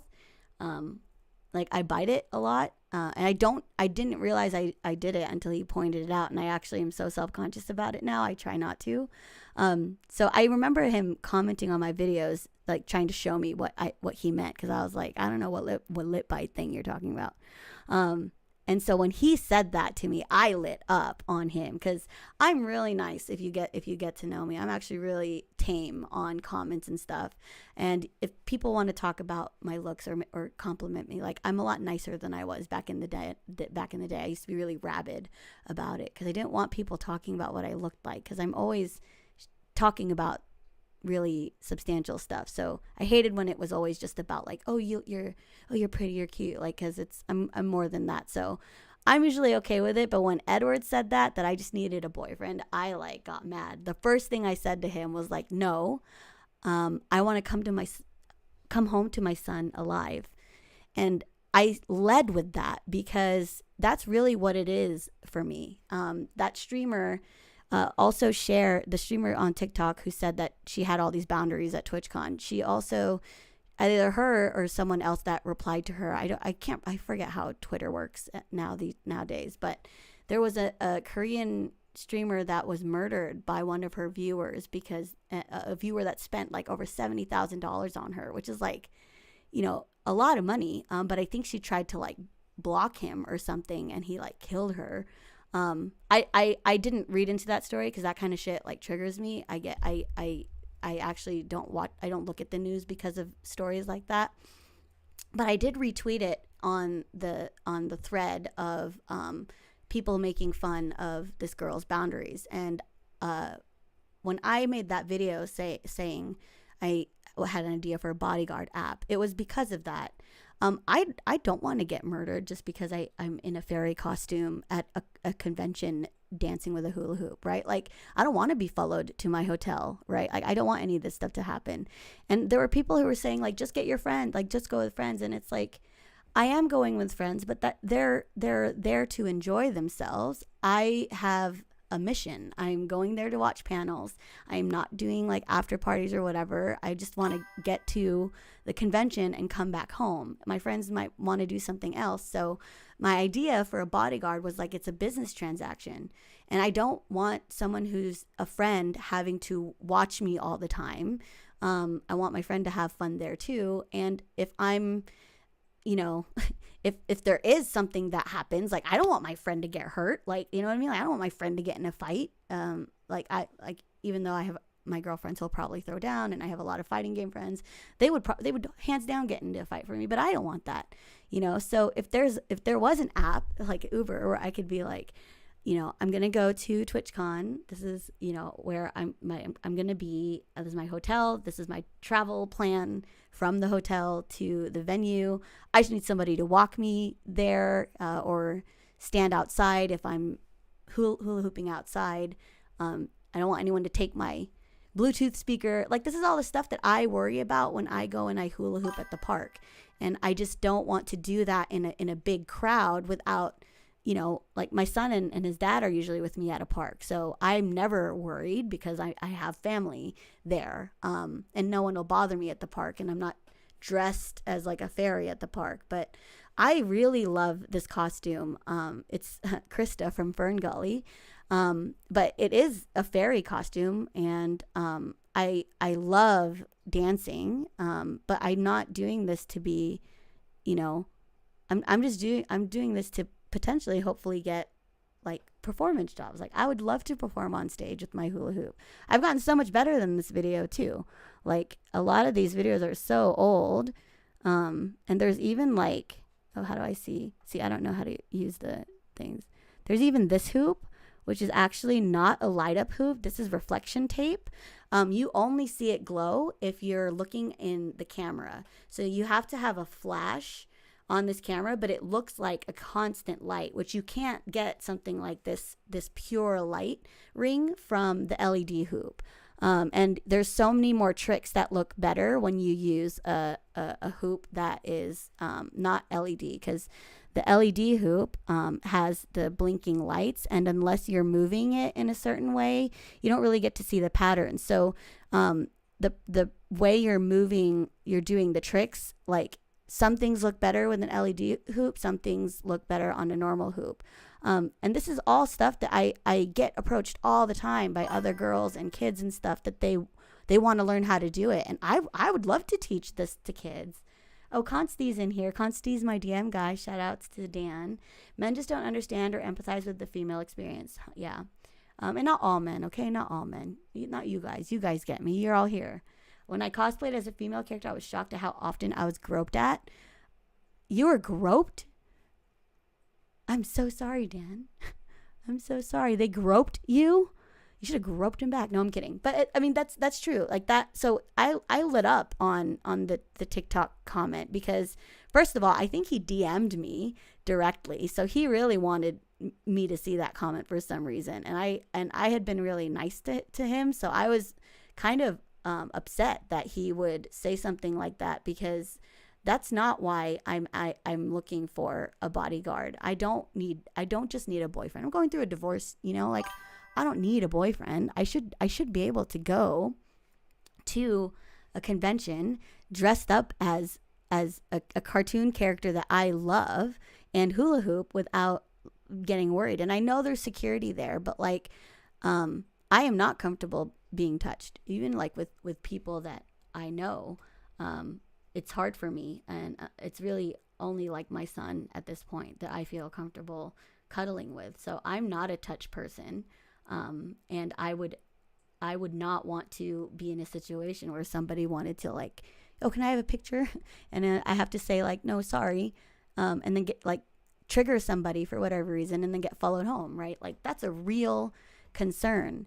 So I was a little harsh on Edward. I even messaged him like in my rant. I was like, I know you were just trying to be silly, but this is very serious for me, and it's not about me having a boyfriend. It's not about like people wanting to gawk at my cleavage. Like it's about me wanting to do something to share this dance with people, this my passion and my hobby, which I can't really do on stream when I'm sitting here, but I can do this at TwitchCon. Like I can stream this from my phone, and I would love to take song requests, right? Like if people had a song that they wanted me to hoop to, like I do so much better live than I do recorded.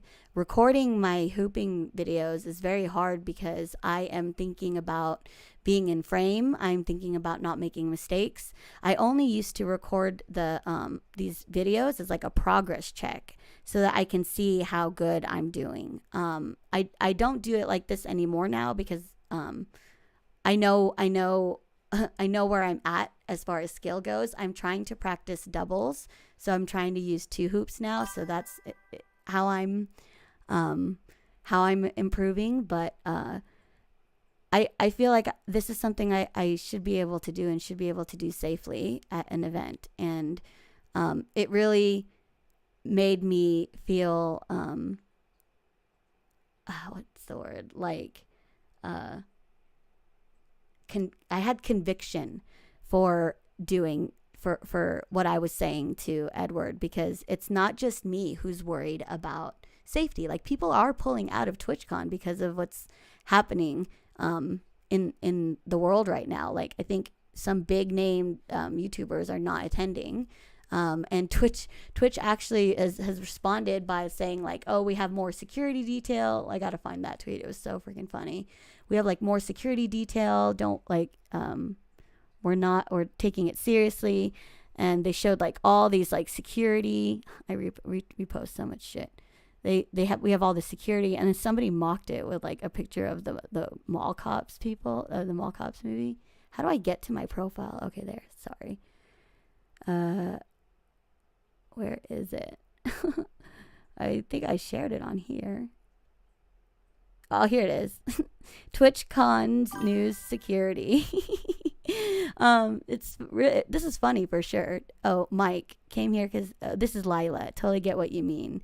Yeah, and that's why I wanted to talk about this hot take on my show, because there's a lot of girls on my streams now, and I feel like it's not just me that's sick of it. Like, it's not about me having a boyfriend or anything. Like, I just want to be safe.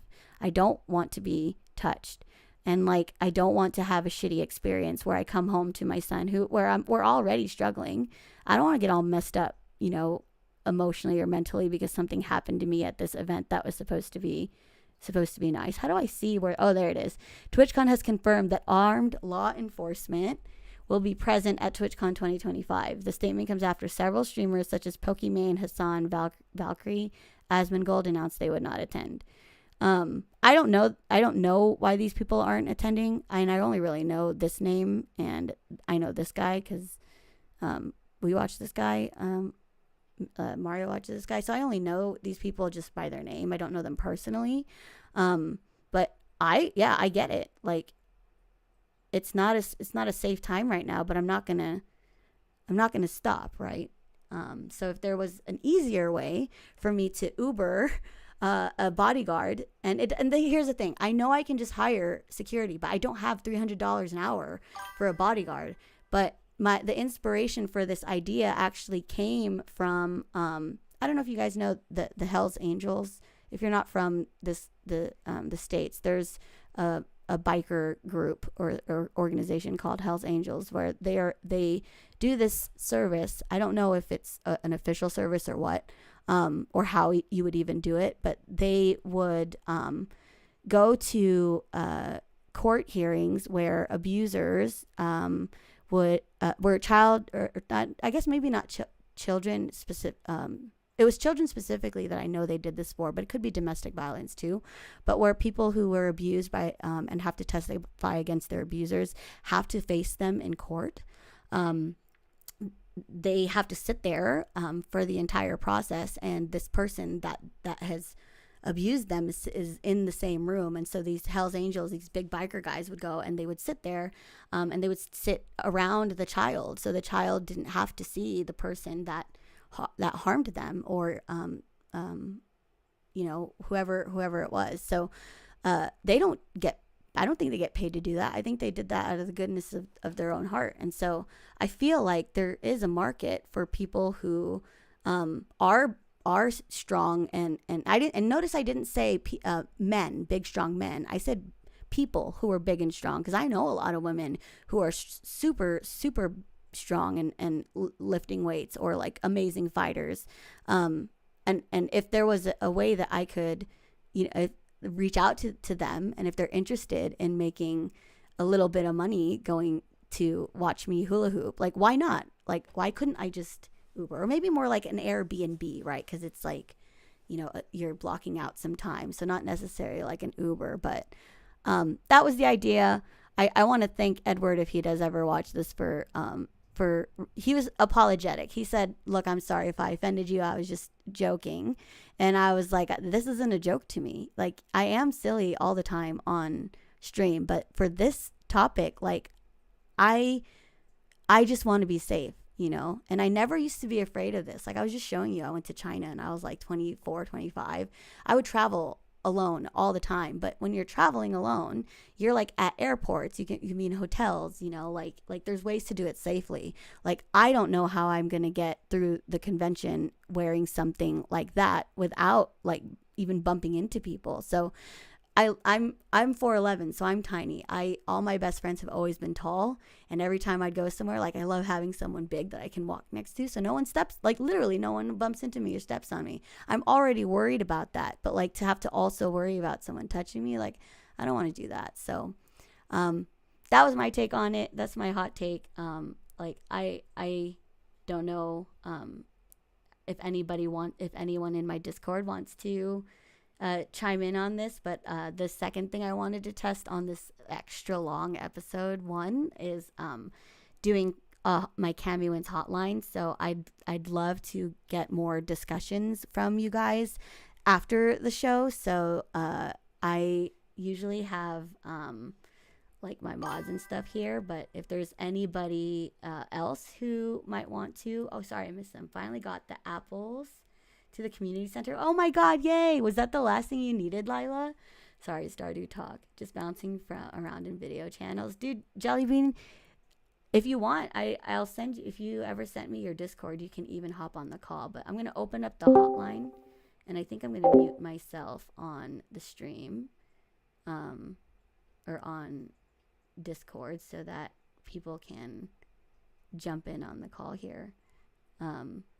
But we'll see. I think we tried doing this before, but it was really, I think Ulti had some feedback, so be a little bit patient with me as we do this call-in thing, because I've never tried it before, but I do want this to be a regular thing where people can join in on the discussion as well. So it was the last thing. Dude, that's awesome, Lila. So I'm in the Discord now if any of my mods want to jump in, and I can do a quick sound check. But obviously, if you guys have any comments on this, I can read it in chat. I'll read it out loud if you want, or even if you're watching this afterwards.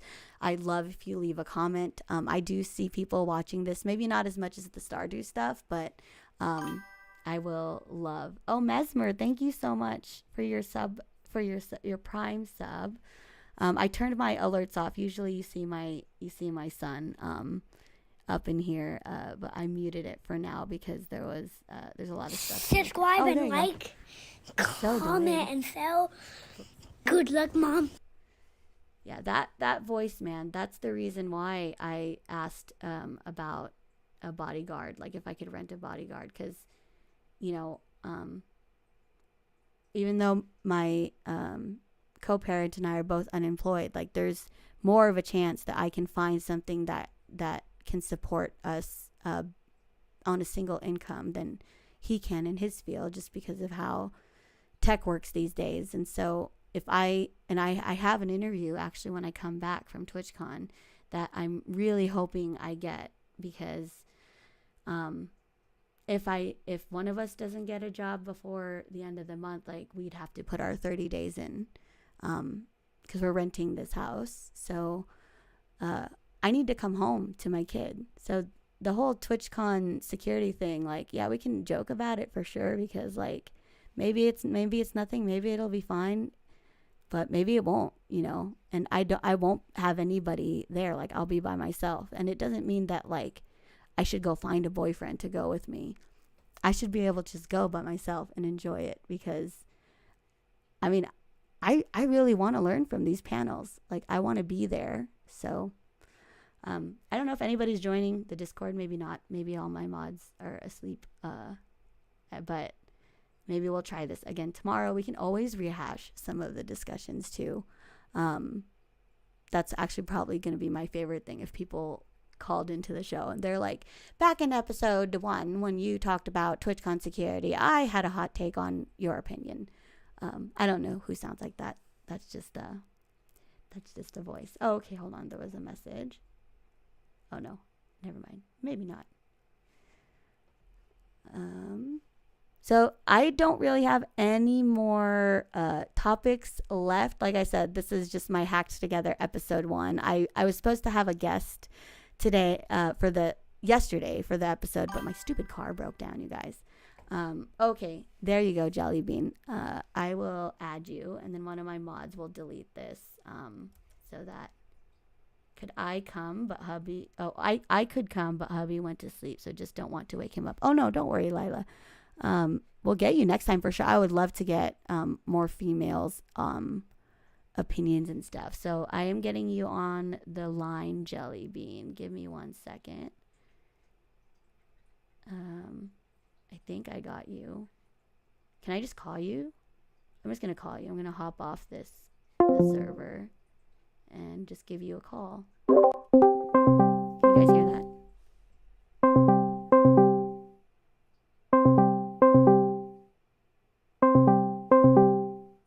Oh, I don't know if you wanted to call. Wait, did you want to call Jellybean? I assume you did. Calling you. Hello? Can you hear me? I can barely hear you. Let me turn up the volume on my phone here. Okay. You caught me in bed.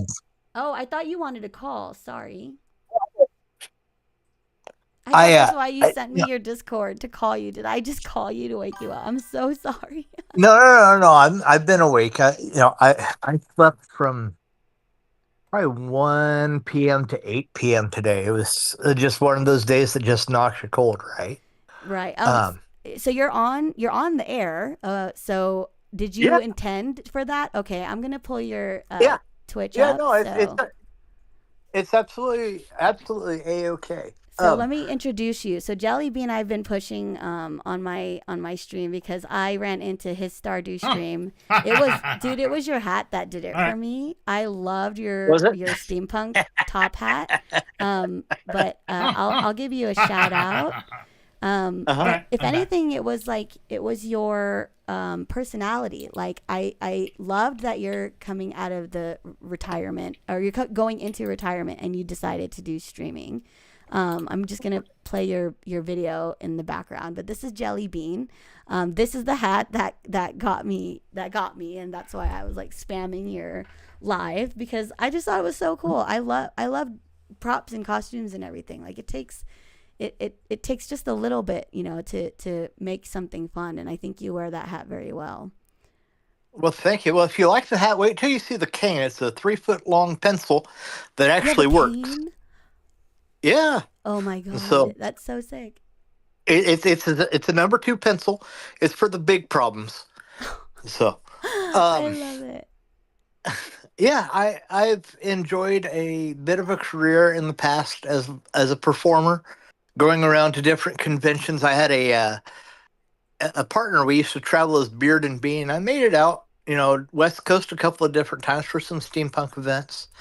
Las Vegas was probably one of my Steamathon way back in the day was probably one of my favorite events to have gone to, and that's before like my health even took like 11 years ago. I got the congestive heart failure, and then about 2017, 2018, my health just took a big nosedive, and I've been fighting that ever since. And I'm finally kind of on the rebound, getting up stronger to where I can do more things. But yeah, it's a whole thing. Have you heard about the congestive heart failure thing and the PBS show and everything else? No. First of all, sorry about all the heart problem. That's terrible. I'm so sorry. I didn't know that. And like from your streams, I didn't even. To be fair, our times I think are so close that I am only able to jump on like right before I get on. So I didn't know about that. You don't show it at all. Like you seem so like like that's such a heavy burden. But you also mentioned that you performed. How did I get to your TikTok? So like I was a pirate with the Renaissance Festival under Jellybean. Oh, Renaissance Festival. Oh, nice. And then I also got into doing the steampunk thing and became a steampunk wizard. I'm going to go over to your YouTube and see if I can put it. Oh, I could probably just put it. Give me in Discord. Yeah, that's what I'm trying to look for, is what you're talking about. But I can't seem to find your TikTok for whatever reason. Is your TikTok not the same spelling? Yeah, it's not. Here is. It is. Yeah, my TikTok is Professor Jellybean. Oh, that's why. But that's all right. Yeah. I see. I'll get this video. Is there audio in this that you want me to play, or can we mute it? Yeah, no, you can absolutely play it. Okay. It's a quick 30-second from my PBS show. I'm hoping you'll join me as I learn more about this wild, wacky, wonderful world. This it's is so you? nice to meet you. I'm so glad you're here with me today. Oh. Are you ready to do a little bit of thinking? Whoa. If you were to be something small, inside your puppy. What small thing would you be and why? Can small things do big jobs? I'm looking forward to discovering more about this wild, wacky, wonderful world with you. Jelly Bean. First of all, do you want? Are you comfortable giving your first name so I don't to officially meet each other? Yeah, my Christian name is Mark. Mark. I am more well known around the world as Jelly Bean, but here locally in Topeka, I'm Mark Argentin. So yeah, it's a thing. Oh my gosh. When was this? And so yeah, I love PBS. so that would have been about 10 years ago. So we had just gotten that that promo and the pilot episode up on the air. And then I went into the hospital with flu-like symptoms in the middle of the day. And they said, we're not quite sure why you're still alive, but you've got about 2 weeks left at best. No. And so that's been a decade. And so I spent 2 years on my butt. And at one point, I had collected so much water on my body, I was like up to 480 pounds. Oh my gosh. And so like in July of 2018, I peed 160 pounds of water off of my body. What? We finally found the drug combination to get the water off of me. And then I got healthy enough to come up. No, that would have been 2016. 2017, I moved to Topeka when my mentor used to write a little show called Mr. Wizard's World, and then he wrote a little show called Mythbusters. And he's the guy. Yeah, he was the guy who taught Adam and Jamie science, the same guy who taught me science. He's actually from here in Kansas, and he used to go to this little church camp in Topeka, and they wanted a massive fundraiser put together, and so I put together Topeka Haunted Woods. And have been in Topeka ever since, and just kind of done the things. What was it? What was it? 100 Acre Woods? Topeka Haunted Woods. Oh, Haunted So Woods. it was like, it's like 40 acres of woods in the middle of Kansas, in a small city, right? So I finally got your TikTok, so I can share this on the stream. There you go. You have weight. Yeah. So did you hit your goal on TikTok? You said you were close to a. Yeah. We there you go. Nice. Just surpassed 3,000. We're closing in on 3,100. I've got my eye on 5K. When I get up to 10K, I'm going to start turning around and saying, okay, now it's time for the Twitch and YouTube audiences to build up. Yeah. And go from there, and make things happen. But yeah, the focus is going to be teaching the 6 essential skills for success, and those are the observation, measurement, classification, inference, hypothesizing, and communication. And while I started saying those were science processing skills, the more that I applied them to everyday life, I realized that we use these same skills just to make anything happen. And I think it's the best way to beat procrastination. I think it's the best way to get past hurry disease. I think it's just the way to be successful is to focus on building those skills at a young age and going from there. I love it. First of all, who knew I was going to get a pretty sick guest on episode 1? I was actually going to I didn't have a backup guest for this. My best friend, who she's also been working in the gaming industry, was going to be my first guest because we had met at esports event. So I didn't think I was going to have a guest, but look at that Jelly Bean. I have I have you. So I did want to ask you. You said you went to the Renaissance festivals and stuff like that. What is your opinion on the topic at hand, the hot take, right? Like, I don't know if you heard all of that. I mean, you might have even seen my video when I posted it because you're on TikTok. With the hooping? No, about so I think I posted, I had an idea for like an Uber bodyguard app. Yeah, no. So I think the thing, coming from a male perspective, we have absolutely no real clue or if we have any clue, it's at very rare times how our society educates women to be feel more vulnerable and feel scared of the environment around us.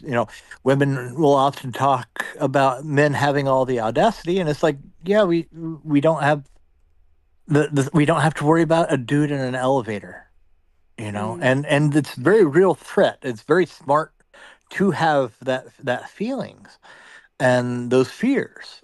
And guys just never come from it. I think the bodyguard thing is a huge deal.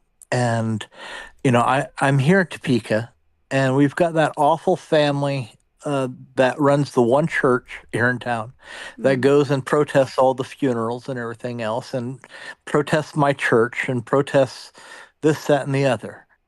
And having people who are willing to stand in the way and just be there with you is an amazing experience, right? Yeah. It's one of those things that validates life for you. And so I do think that it's a good idea. And I think the biggest thing is, how do you build the trust with those people who are there for Uber? So yeah. Yeah. So someone replied to my TikTok saying like, I had this idea, but for like an app where you can invite for like have a friend for the day, which apparently in Japan and in some Asian countries you can kind of rent companions. But the reason why I didn't want it to be a friend and I wanted it to be a bodyguard was because I don't need someone to hang out with me. I need someone to be like looking out for me and making sure that I'm safe or that I don't forget anything. Like this is a real occupation. But also I like the Uber idea, even though Uber is getting like lawsuits and stuff. But I guess in the same breath, like I want to be able to verify these people and see that they have had experience, escorting cosplayers to and from venues and managing crowds or whatever it is. And I'm sure there are people out there who like bodybuilders or fitness people who are strong and could, get down if they needed to and would love to make a couple extra bucks, hanging out with somebody, Do you know how many female MMA artists there are? The MMA fighters, and they're badasses. Somebody tagged one, I think. Let me look it up. Yeah, so I've got a friend here in Kansas, and she's like that. She's actually getting into professional wrestling now. Nice. But she's also a cosplayer. And it's funny that you have Cammy wins because she gets dressed up as Cammy. No, that's awesome. And she will, just do the entire thing. But there are absolutely, I think there's room in a market for it. But yeah, you got to find how to qualify the folks and make them trustworthy and get people to feel that they are safe with these what could be random people. But there's there were so many messages from people who were like, I can help you, like I can go with you, I can be your bodyguard. And I get the sentiment. It was very sweet. I appreciated that so much because it shows that like people understood my concern and like wanted to help me. But I would reply to them like, this is why I think an app would be great, because then if you did want to help me or reach out, I could look up your profile and I can see like, okay, you are verified. Like you did the government ID verification. You got the background check, you have this experience and like even more so if like you said, if they are an MMA fighter or something like that would be something I would think was dope, especially if it's a woman. I would love a woman bodyguard. Like that would be sick too. Because they can go with me to the bathroom, and I don't have to go to the bathroom alone. Right. It's Well, like, and getting in and out of cosplay is sometimes gymnastics in itself. Right.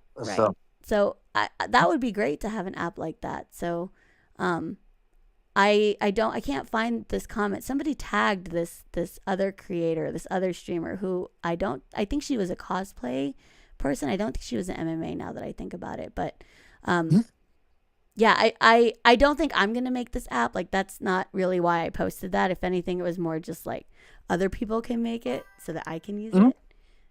Sure. I was going to make a kid science show once. Oh, Xavier said you are a great guest. Xavier from YouTube says you're a great guest. I was going to make a kid science show once. Here anyway, bodyguards fall under private contract security with a license and a lot of liability insurance. Right. So I totally understand the logistics of it would need to be ironed out, but why couldn't we do that? That's something that I feel like would be so beneficial, not just for, cosplayers, but like maybe somebody who is really sick and can't get around very easily, can't push their wheelchair around and wants to go to an event, but doesn't want to, their significant other to get tired of, I don't know, like there's so many reasons why you would want somebody who. Oh, absolutely. Absolutely. Like my niece, I've known this little girl since she was 4 years old. She's now 19. She is my stagehand when I go and perform at shows now. Nice. And so like, she sits right next to me when I'm doing the Ultimate Geek Spelling Bee. And so cute. She's just there, and she's learning the theatrical arts and everything else alongside of me, and everything else while she's at school. But yeah, having that helper is a huge thing for people with disabilities. It's a huge thing with people who have any kind of fear, and I think another app that could be wildly successful would be Con Buddies or something like that, where you find people who are going to the con, you meet up, then they may have similar interests, may have similar social anxiety problems, may have similar this, that, or the other. That's I think that's what started happening with that tweet. I really can't find the thread where like there were a bunch of other girl streamers who were like kind of standing up for that person who made the boundaries thing. But I should probably tag them in this episode at some point, because that's what sparked me to bring it up on my TikTok, because I can't be the only one who's worried about this stuff. And if there is a way to put this together, even if it isn't like an official app, maybe it is like a Facebook group, an organization of people, and like we all go on this together, and we meet up, and maybe other cosplayers will help and want to watch. Like I don't know. Yeah. No, I'm absolutely there. However, it was something you were saying about your time at Blizzard that made me say, I've got the project that you should probably do. Okay. Are you familiar with the game Date Everything?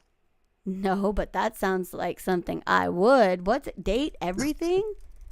Date Everything or something along that lines. It made some waves and it's kind of subsided now, but it's essentially where you can like date your bed or the toilet or bookshelf in your house, right? And cute stuff like that. But you had the monsters on World of Warcraft going through a Tinder, and I thought, oh my God, what if you took a Tinder dating app for monster lovers? Because that's such a huge thing with Book Talk and all those nerds right now, where you just go through and you do a Tinder app or Hinge type thing to start off the game and the app on your phone, and then you're dating all these monsters, so on and so forth in the game. Your idea for the game is it's a dating simulator, but you're a monster instead of people. No, you're a human. Oh, you're a human dating. You're a human dating monsters. Oh. Are you not familiar with the monster dating fandom? No, I mean, Oh my God. I'm so out of the loop. I know Monster Hunter. What is it? Monster Yeah, Prom? no. Oh, I see. Like the like high school prom, like Monster High or whatever. Is that not even that? Like there are women who absolutely fawn over evil creatures being good to just them. Oh, right. I didn't think of that. Dang, that's cool. And you think of, there are some women who are attracted to a minotaur. I see. So it's dating some who would be, dating monsters as humans. They don't have that already. I feel like there's so many dating sims. I'm sure it's got to be out there somewhere, but there's always room for more. Yes, So what your idea was for me to play this? No, I think you should. I think you should make it. I don't make games, Jellybean. I don't make the games. I lead the people that make the games, because Okay, I admire Stardew Valley's developer Concern Dave because of the fact that he was a solo dev, because that's crazy to do a game on your own. Let me set the record straight. I was an engineer for 3 years. I loved it. I actually wish that I could have stayed in that role, but I was called to production or project management because it was a startup at the time, so I had to give up on engineering, and I realized that I'm not as strong of an engineer to make a game on my own. I think I would love to help design a game, but I'm more on the like creative direction kind of thing. But Sure, I would love to write get that. the storyline for a game like that. But somebody else has Sure, to make it. I get all that, and I also understand that you have enough experience in the gaming world that you have certain expectations of yourself. But Aw. I also think, that everyone starts somewhere, and you are at a amazing spot with amazing experiences. Mm. Where if you found the initiative to say, you know what, I want to develop this game, you could probably do as much or find people to work alongside of you to make it happen. That I can do. That I can do. If you meant me as in me producing the game, I could do that. As long as it happens. Yeah, just produce the game. Make it happen. Okay, you hear that? I think my mom here. Look at KF. Make an all with embedded Gemma or something where you can ERP with dragons on the go. Just make the Jira tickets, and I got it. Oh yeah, see KF. So I would love to. I think that's why in my job hunt I'm focusing a little bit on game producer roles, because I feel like that if I went back into game production, I would be pretty lethal at this point, now that I have the technical hard skills to develop software and I can develop it at a scale that's comparable to industry standards. I would be really good in gaming, but gaming also, there's so many layoffs in gaming and everything like that. So your idea of developing it in as an indie dev is smart, actually, because there are indie developers that are doing really amazing things with simple games. But if it wasn't like this one, this Date Everything, where it's not a first person view and you're not walking around, and if it was like a text-based simulation, text-based dating sim, that I would love. I would probably make possible. And I think Consti in my chat is developing a game on his own as well, if Consti's still around. But I guess you're right. I maybe should look into this. It's always a good side hustle, and being able to do any kind of thing. While I talk about I am ready to do all the science demonstrations, I do have a side hustle of writing grants and finding sponsorships and those kind of things. That's how I supplement my income. Is Nice. I've probably raised about $1.5 million here while I've been in Topeka past 8 years, just a side hustle / volunteer. That's amazing. You're a side hustle king, man. You're on PBS. You're teaching science. First of all, science is something that is so special to me, because it was the one subject that I could confidently say, as someone who had ADHD my whole life, that I really loved from the very beginning and I excelled in. So I love that you did this PBS show. I wish I was on PBS, dude. I still pay for PBS. But yeah, I wanted to read some comments. It says, it sounds like Cami sort of herd cats, a bear. So the term herd cats is one used a lot in production and project management. But I do think that it's the mentality that you're herding cats is also adding to probably some of the problems, because I didn't herd them. I led them. I supported them. I'm really good at creating automated workflows, especially now that I can write my own scripts. There was no need for me to write action items anymore, because I would take the meeting recordings and take the transcripts and convert those into actual JIRA tickets that were automatically assigned to people based on the context of the meeting. There's a beauty in being able to leverage technology to take off a lot of the grunt work around technology, in order for us as humans to perform and do the things that only humans can do. I say it all the time on my stream. I even posted it in my LinkedIn once, where it's like, we live in a world now where AI can take a lot of that off our hands. And obviously there's some stuff that I think AI just shouldn't be doing, but it's there now. And I think, if anything, if you are human and AI is encroaching on your space, it's even more important that you find the one thing that only you can do, and that's what you hone in on. There's also another comment here. Xavier says he's talking about book talk smut, which I'm also a huge fan of. I mean, look at here. I have my dragons from Fourth Wing. So I know the book talk smut. And that's why this show's 18 plus, because I think there's a place for all that stuff. And it's really enjoyable content. Morning Glory Milking Farm Google. You want me to Google this, Xavier? He wants me to Google Morning Glory Milking Farm. Do you know what that is? I do not, but This is going to get me in trouble. boy, howdy. It's Monster Bait Romance. Oh, is that what you're talking about? Yeah. Yes, this is the Minotaur thing. Thank you, Xavier. I think this is okay to show. There's nothing on here. So this is what it's a Morning Glory Milking Farm Monster Bait Romance. Monster Bait. What the heck is Monster Bait?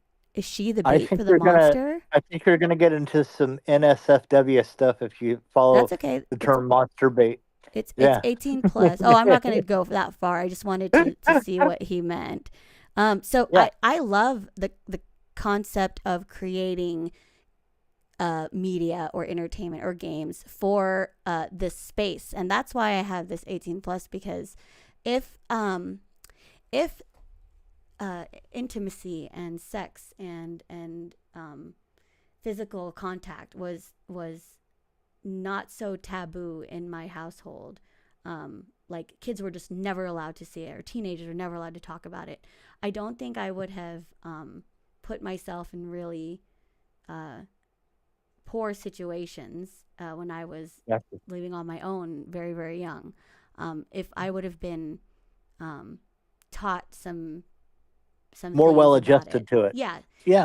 It's the same concept as if you now they're telling or the popular approach, I think, for preventing sexual abuse in children is to educate them about their bodies and have them talk about their privates with their actual names. Like you don't call it like, pee-pee or wiener or whatever. You call it, penis, because that's what it's called. And it's just so that the child doesn't get manipulated or hidden, or these terms get hidden and they can get abused because they just don't know that no one's supposed to be touching you there, right? Like there's so many books and stuff that are coming out now where it's educating for like children's books of like, no one has the right to watch you get dressed. No one has, the right to touch you in places. So, and like what to do if something happens. So, it's really important to me that I in this platform, especially because I'm a woman, and especially because I know there's a lot of girls that watch me, young girls too, like in their early 20s, that I talk about these things because I have younger sisters. I have 4 of them actually, and I feel like I want to make sure that not just the internet space that I'm on is safe with them, but it also the world that we're shaping because of this. So, I would love to write monster smut games. Maybe if it was more text based, I could make it happen. But we started off on the internet doing MUDs, so it can absolutely, it was all text based dungeons. MUDs. Multi-user dungeons. I haven't heard that. MUDs. That's how old I am. Took me back. That was dope, man. Like I was like, what? MUDs. And so it all starts somewhere. Yeah, And that's true. the girlies who love reading these monsters, the Fey books, the Fey romances, so on and Mm-hmm. so forth. Yes. Everyone who goes to Epic these art. Fey balls, they love reading, and so they're not going to be against that. So make it a text-based game where you could put in some simple art, so on and so forth.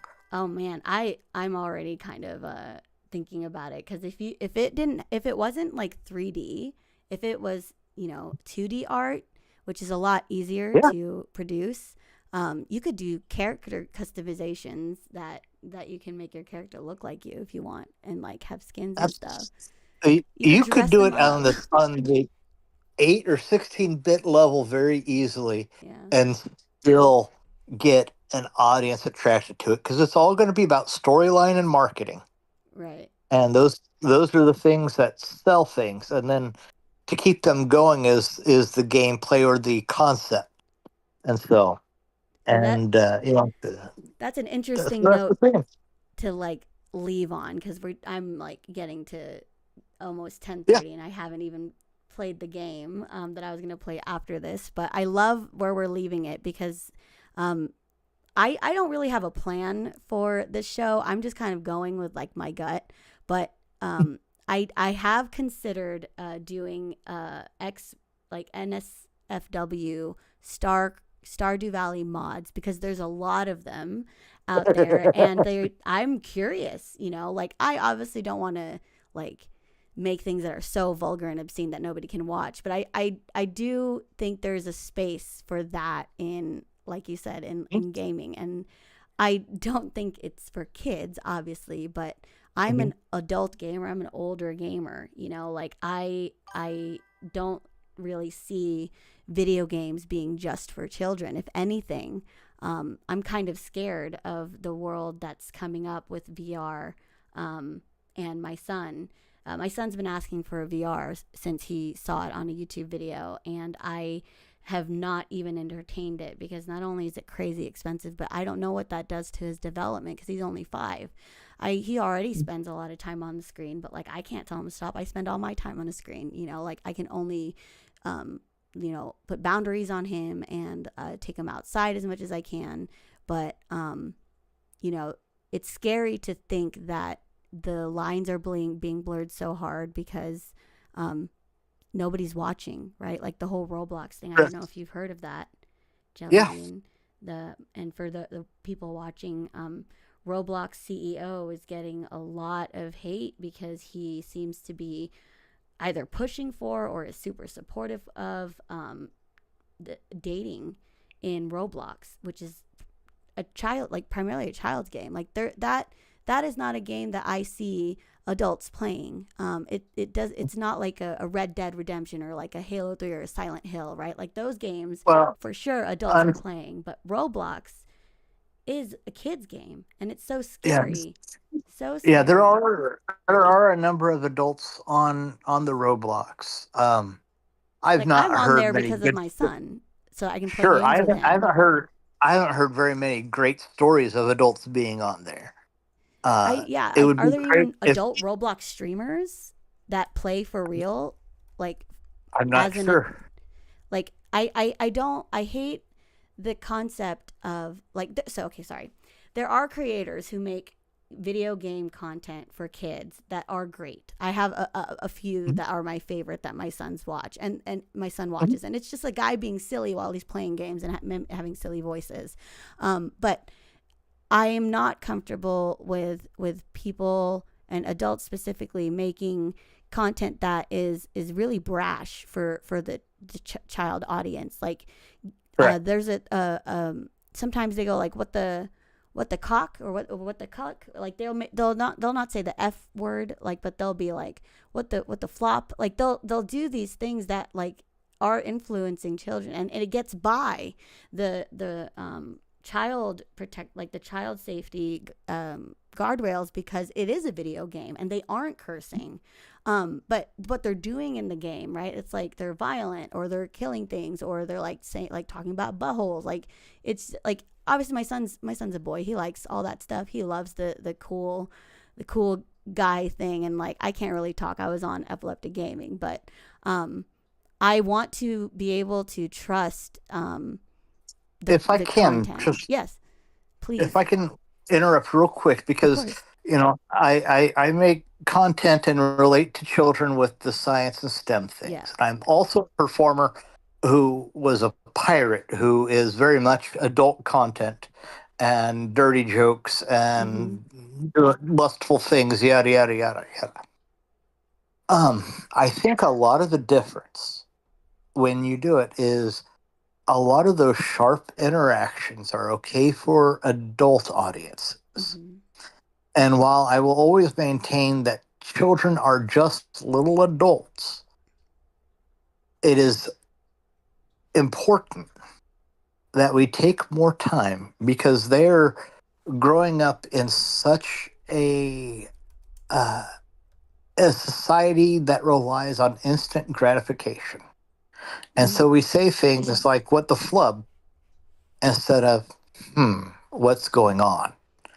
And Right. taking the time to investigate and think, we have a natural shoot from the hip reaction. Uh, and I think that's a large part of it. And I think that's where, explicatives have that because they're not necessarily bad words. I don't think there are bad words. I do think there are bad intentions, Mm-hmm. but Mm-hmm. those Agreed. those explicatives are just to show how excited someone is about or how surprised, and Well, they don't I think have there's a a better difference. term to think about. I think Yeah. there's a difference between the expletives and in a sense of a reaction. Like I don't care if my son's like, "Oh my god," because he got scared, right? I tell him like that's okay because he got scared. But it's when Yeah. the intention of it is way too brash. And like the what the flub is Yeah. cute, but when it's like I don't flub and care, I don't know what you're flubbing talking about. Like that's where I'm like, okay, this is a little much. And that line is Right. so blurred when you look at this children's content or supposedly children's content. So I actually I didn't put all of it together when you just mentioned that, but you understand where I'm coming from. You actually create content for kids, Absolutely. and I also would love to direct content for kids too, because right now my son's homeschooled and he's learning, common core reading and math, and like his dad started doing the math part in the Minecraft game, like counting blocks. How many blocks? If you stack 3 blocks high and you took 2 blocks out, I have 1 block left. And I'd love to make a series of teaching kids, math in Minecraft or whatever it is. So I think there's there's room for that, but also it has to be done by people who understand the power of that, because right now the people that are winning, I don't think they're really teaching my kid all that much, except like how to how to teabag in Roblox, which also, like, don't get me wrong, that shit's so funny too. Like I get why he's having Mhm. fun, but at the same time, like that can't be everything. That can't be the only thing Yeah. that they have. And I feel like Right. as a parent in this generation, I don't think anybody that I know that isn't a gamer can see the cliff, the cliff that we're all heading towards, if they don't monitor their child's Roblox account. Like if they don't understand that adults could be talking to your kid on this account, on this what you think is a kid's game. Like that scares me. So that's why I feel really compelled to talk about this stuff, because things are getting hard to separate now. And it's easy, like back to the Xbox Live video that that got my first start in the industry. Like I was very passionate about that. That there was probably parents who just didn't know that they had the power to, turn off that communication if they wanted to, and like they need to enforce it, they need to use it. And whatever, 15, 20 years later, however long it is now, I'm actually a mom now, and I have to put my money where my mouth is. So to end on the note of creating a game for smut, like I think that there is a world where that is going to happen anyway, but I want to be a part of making it so that it's safe for children, for teenagers, for people who could be victims at some point, because Well, it's too and close. I think that is, generations before us. Uh, you know, I consider myself a young Gen X elder millennial, A young and Gen X elder millennial. Let me. Gen X Yeah, is I'm before right at us. I'm right at that. Okay. I'm right at that. Um, but I think in the past, people have really tried to create a dichotomy between what is for kids and what is for adults. And while there needs to be levels of what is appropriate for Mm-hmm. age and maturity levels, I think we have done a poor job of saying, we have the very wholesome people doing these things for kids, but they can also be very adult. Mm-hmm. And there's tons and tons and tons of examples of entertainers that do have that. But like Jim Henson with the Muppets, notorious, notorious for doing blue content, and he Blue started with blue content? content. Yeah, like adult material. And Really? so, yeah, I've never heard that term. Blue and then content? when he got into Sesame Street, or when you're performing blue, you're performing adult content, cuss words, and adult Oh, got it, situations. got it, got it.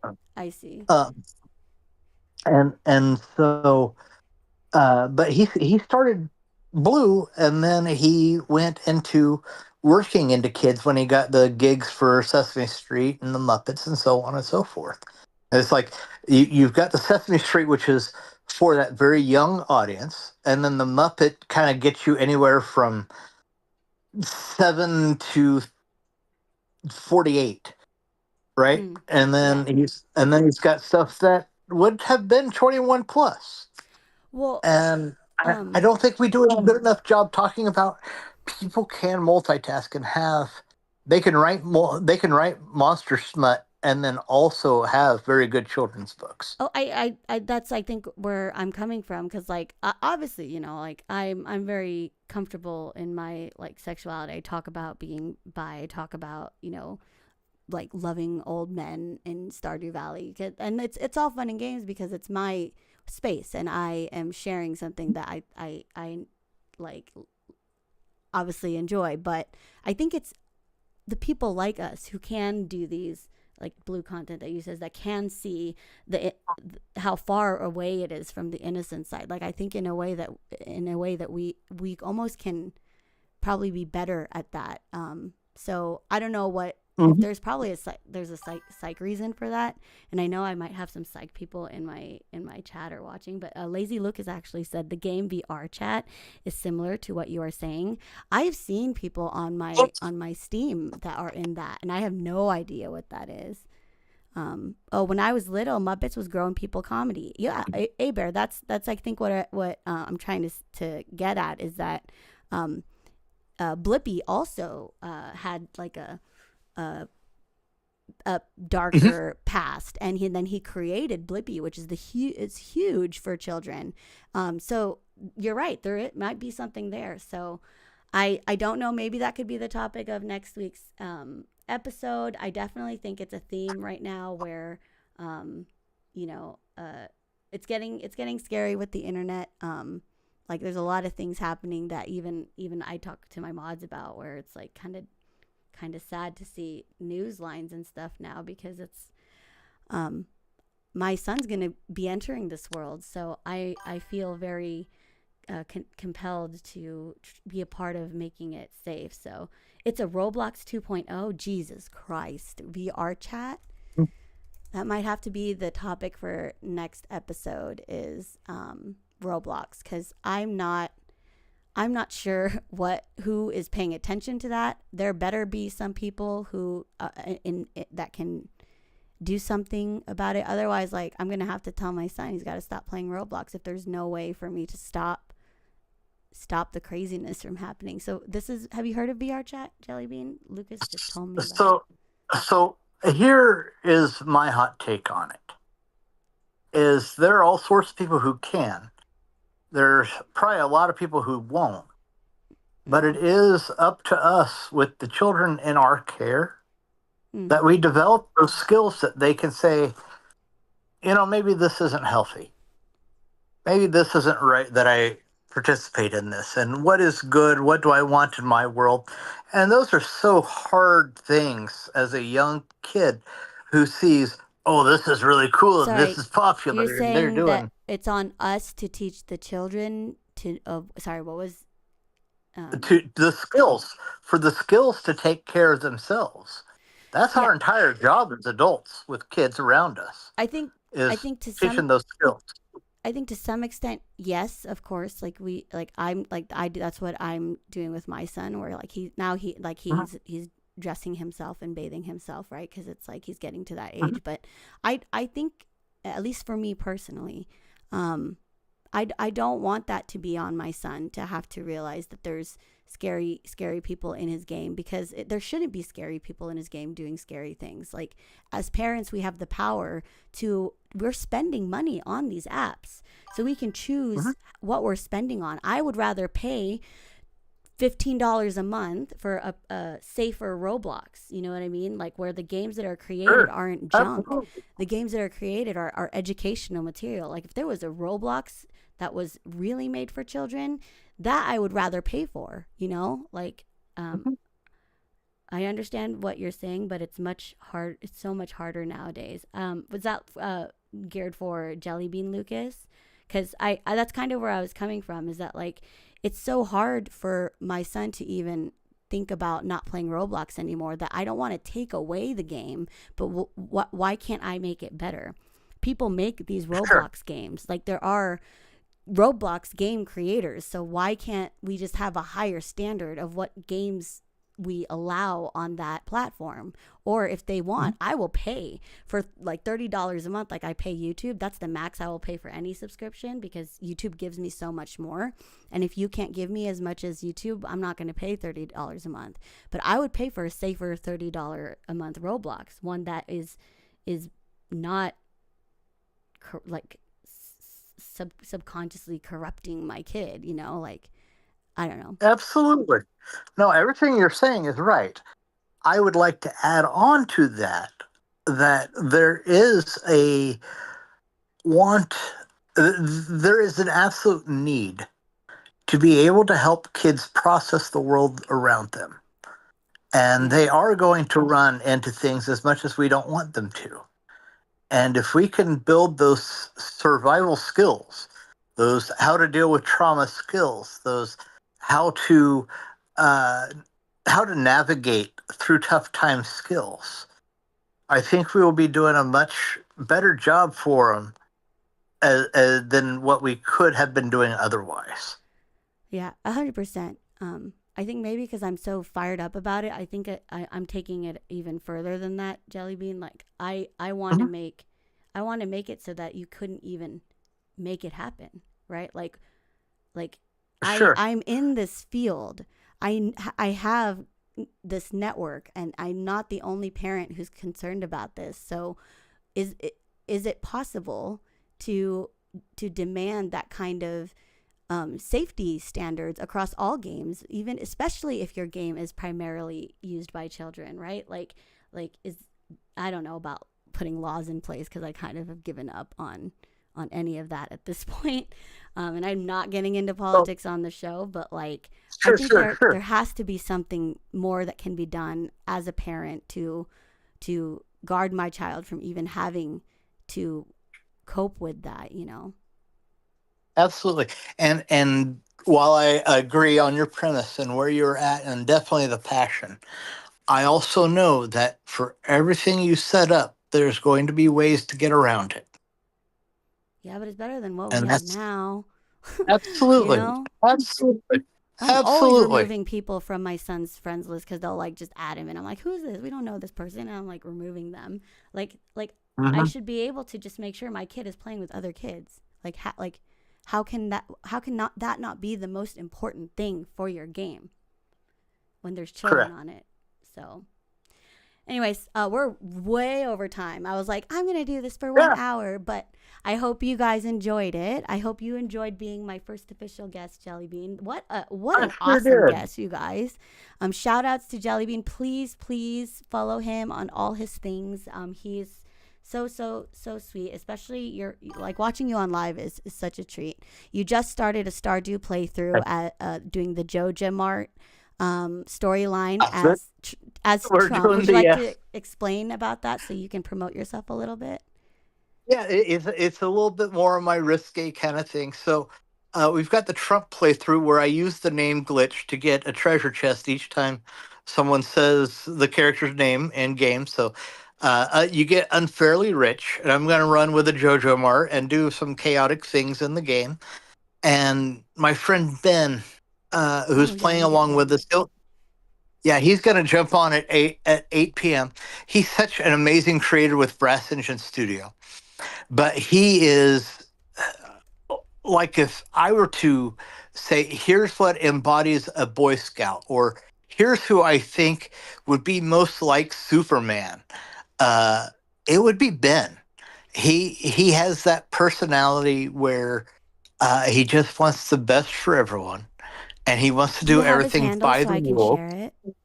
Yeah, well, on the TikToks, it is brass.engine.studio. Breath? And Brass, Brass, Brass. Oh yeah, Brass Engine Studios. That's right. Brass Engine Studios, and so I got it. he's done a couple of different variations of Brass Engine, but he was also man, he kind of looks like a um young gosh, what is the name of that martial artist that everyone was into? Chuck Norris? Chuck Norris. Yeah, he Oh looks like God. a young Chuck Norris or a young Obi-Wan Kenobi, right? And he is just that guy. So anyway, he wants to do everything by the rules, and He's not not multi farming with you, right? You both are on the yeah. same farm. Farming, and so he's doing all these things, and I'm just being a pure agent of chaos while he does the good guy thing. So it's Nice. kind of like getting a paladin and a bard sitting at the same table, playing the same game. And so his business looks like he makes handmade things. Yeah, he is This an is amazing beautiful. creator. He made With these? Yeah, and he's an award-winning cosplayer, Oh, and we built a project a number of years ago when I was out at that old church camp. We did camp cosplay, and we would teach like, here's how to sew, here's how to do 3D printing, here's how to use thermoplastics, here's how to move your social media forward, here's how to use foam, so on and so forth. And it was really handy, and it worked well for that particular spot. so this is But uh he's making these and he's a uh, cosplayer. So he's got all this equipment like laser etching and all that stuff. Like he cuts the he leather he sure does. while the Yeah, upholding. That's dope. he's got an old farmhouse he's redoing out in Missouri where he lives. And he's So just on the cool. outskirts of Columbia, Missouri. He's setting up a large laboratory where he can invite people out to learn these things, and they can intern this, that, or the other. But if you check out his Etsy store, he has just amazingly beautiful work. The eye of quality, uh, you know, he really is my paladin friend, That's so and cool. it's absolutely cool and amazing. I shared his website link to the chat, and I have it on the browser. So this is so sick. Oh my god, I wish I wish I could buy these coasters. Oh, I thought it was a coaster. These are wallets. These are Ninja Turtle wallets. Yeah, you can get. He has a series, quite a number of series of coasters from slate that he will laser engrave. Then he also makes leather wallets. He does some woodwork. He's allergic to the sawdust, so he doesn't get to do it Mm. nearly as much. And you play But with yeah, him on Sundays, correct? yeah, correct. Okay. I could go on and on, but yeah, you got to get me off the air. Yeah. Well, I'm gonna Sunday night, I was gonna say I 7 do p.m. want to Central. play with you guys because I have been looking for a group to multi do a multi co-op farm with.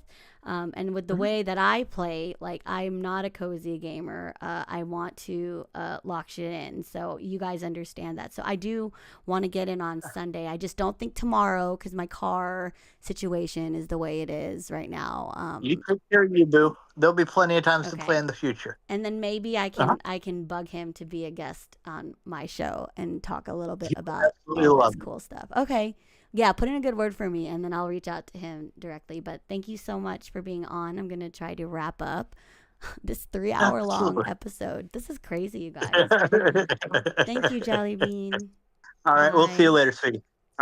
Oh shit! I always do that. I'm the worst at hanging up when people are saying bye. But if I ever hang up on you on accident, like I'm so sorry. So this is going so long. I'm really sorry about it, but I feel like it's been a long time coming. I hope you guys enjoyed it.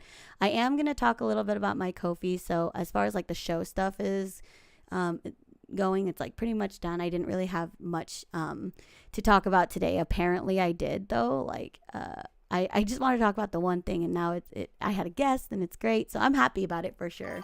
But I don't want to go this long. It'll be a lot more tightened up next week. It's been hard.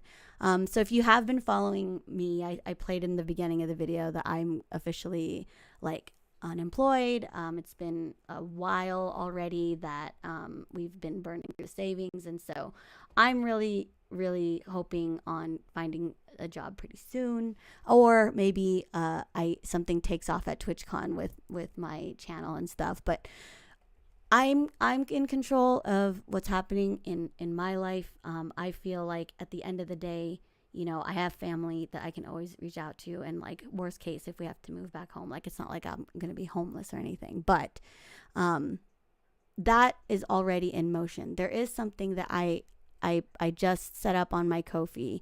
I have been talking about my brother lately. I actually started playing Kitchen Sink Aloha, which is a game where you are a brother-sister duo.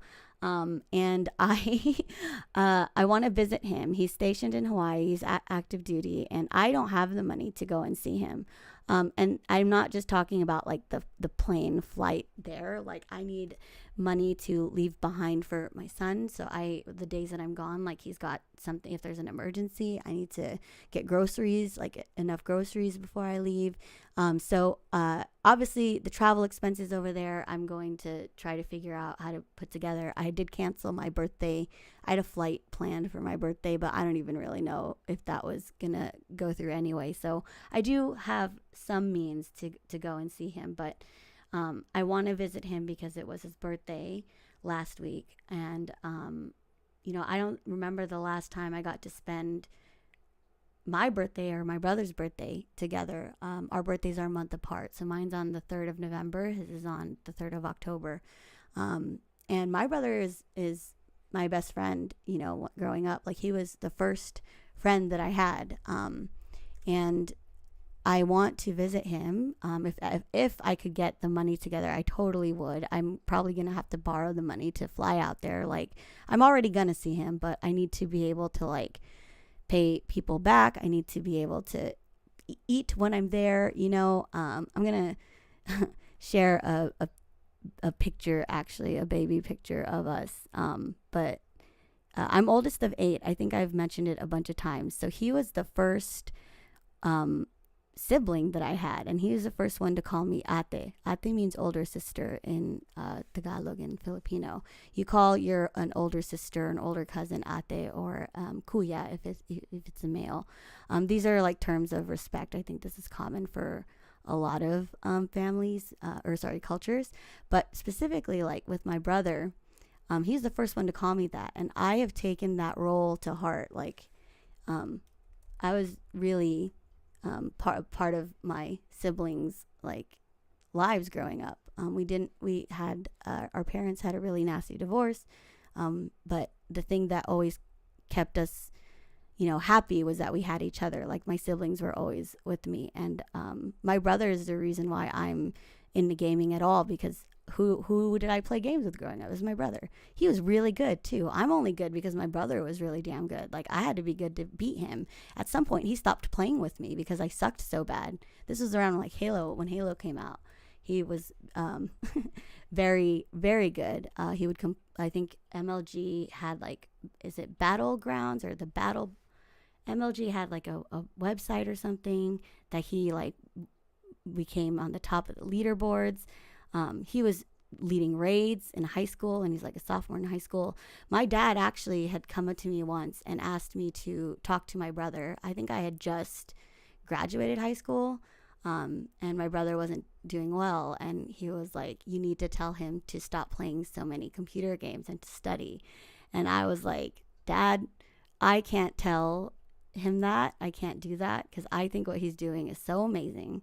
Like it takes a lot to be able to like lead raids and be a great player at that age, and then also be able to communicate and collaborate with people older than you. So I thought he was always going to be really gifted in gaming, but he didn't go down the pro gamer route. He actually went into the military. So when I see pro gamers now, I kind of wonder like what would have happened if instead of my dad asking me to like, you know, have him stop gaming, like what if he supported my brother, you know, and like believed in him 100%. Like Dan is a DM for my tabletop games on Fridays, and he tells me stories about his dad teaching him first edition D&D when he was a teenager, and like that's so cool to me to nerd out with your parent, because my parents are not nerds. But I shared that with my brother, and so I would love to see him. So my Ko-fi, which I think is linked everywhere, we now have a goal here. Obviously, you guys don't have to donate this. If anything, just sharing the content, like the streams that I'm doing, videos that I post, especially if you know, if it's about like the stream and like what time to watch, all of that helps me more than anything. I'm doing this all by myself. So, I mean, I have my mods, of course. I couldn't do this all by myself, but most of the time it's really just me. And the hardest thing for me is to like, you know, share and push stuff out. But if everybody that's like all 26 of you that are watching right now, if you guys are watching this live and you want to share this with your group or your network, right, like that's going to do more than anything, because maybe there is somebody who has the means and wants to donate, and if that's the case, like I would be so thankful for that. So again, all of the funds are really going to be for the travel over there, because Hawaii is not cheap and I'm booking kind of last minute, and if there is any extra, it's just so that I can care for my son, like take care of childcare for a while I'm not here. And then maybe if there's even extra, I don't know, I can take my brother out to dinner.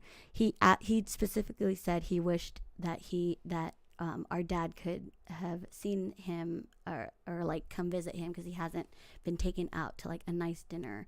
And I don't think he like meant like specifically dad or mom or me, but I think he was just like saying that he hasn't gone out with family in a while because we haven't seen him. He's been in the army.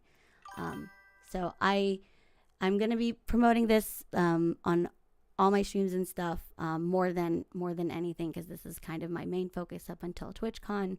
So on the regular streams, I'm gonna change my counters, my goal counters. Right now it's like counting towards my Twitch sub goals or my YouTube sub goals.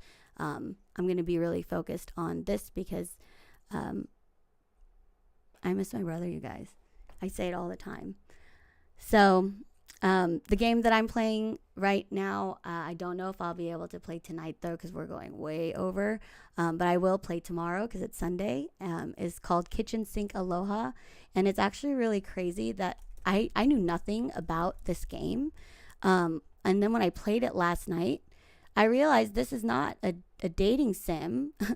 And this is the male character you can be or the female character. That's what I assumed it was. This is a brother and sister duo. It's a story about a brother and sister inheriting their family's restaurant, and they are working together to make it a success, to carry on the legacy.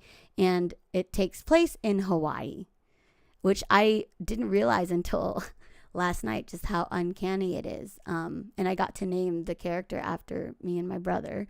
And it gave me a lot of feels last night. And I really, really, really miss him. So I would love to try to fly out there, not just for his birthday, but my birthday's coming up.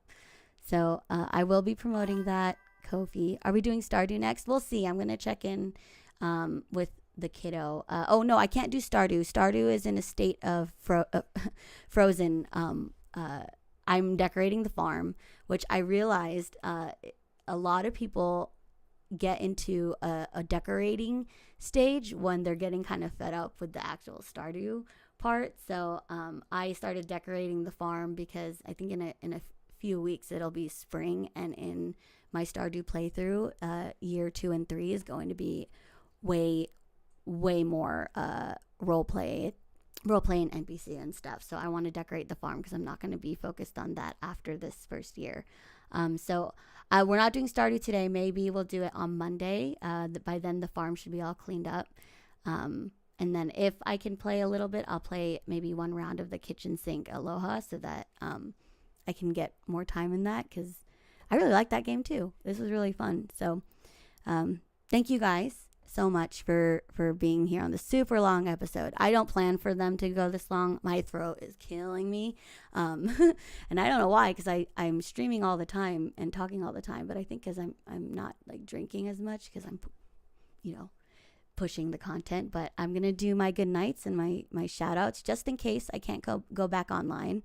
Because if it's time to go to bed for the little one, I'll probably do that. So 15 people on X or Twitter or whatever. Thank you guys. Good night for watching YouTube. There's A Bear in the game and Xavier and 4K.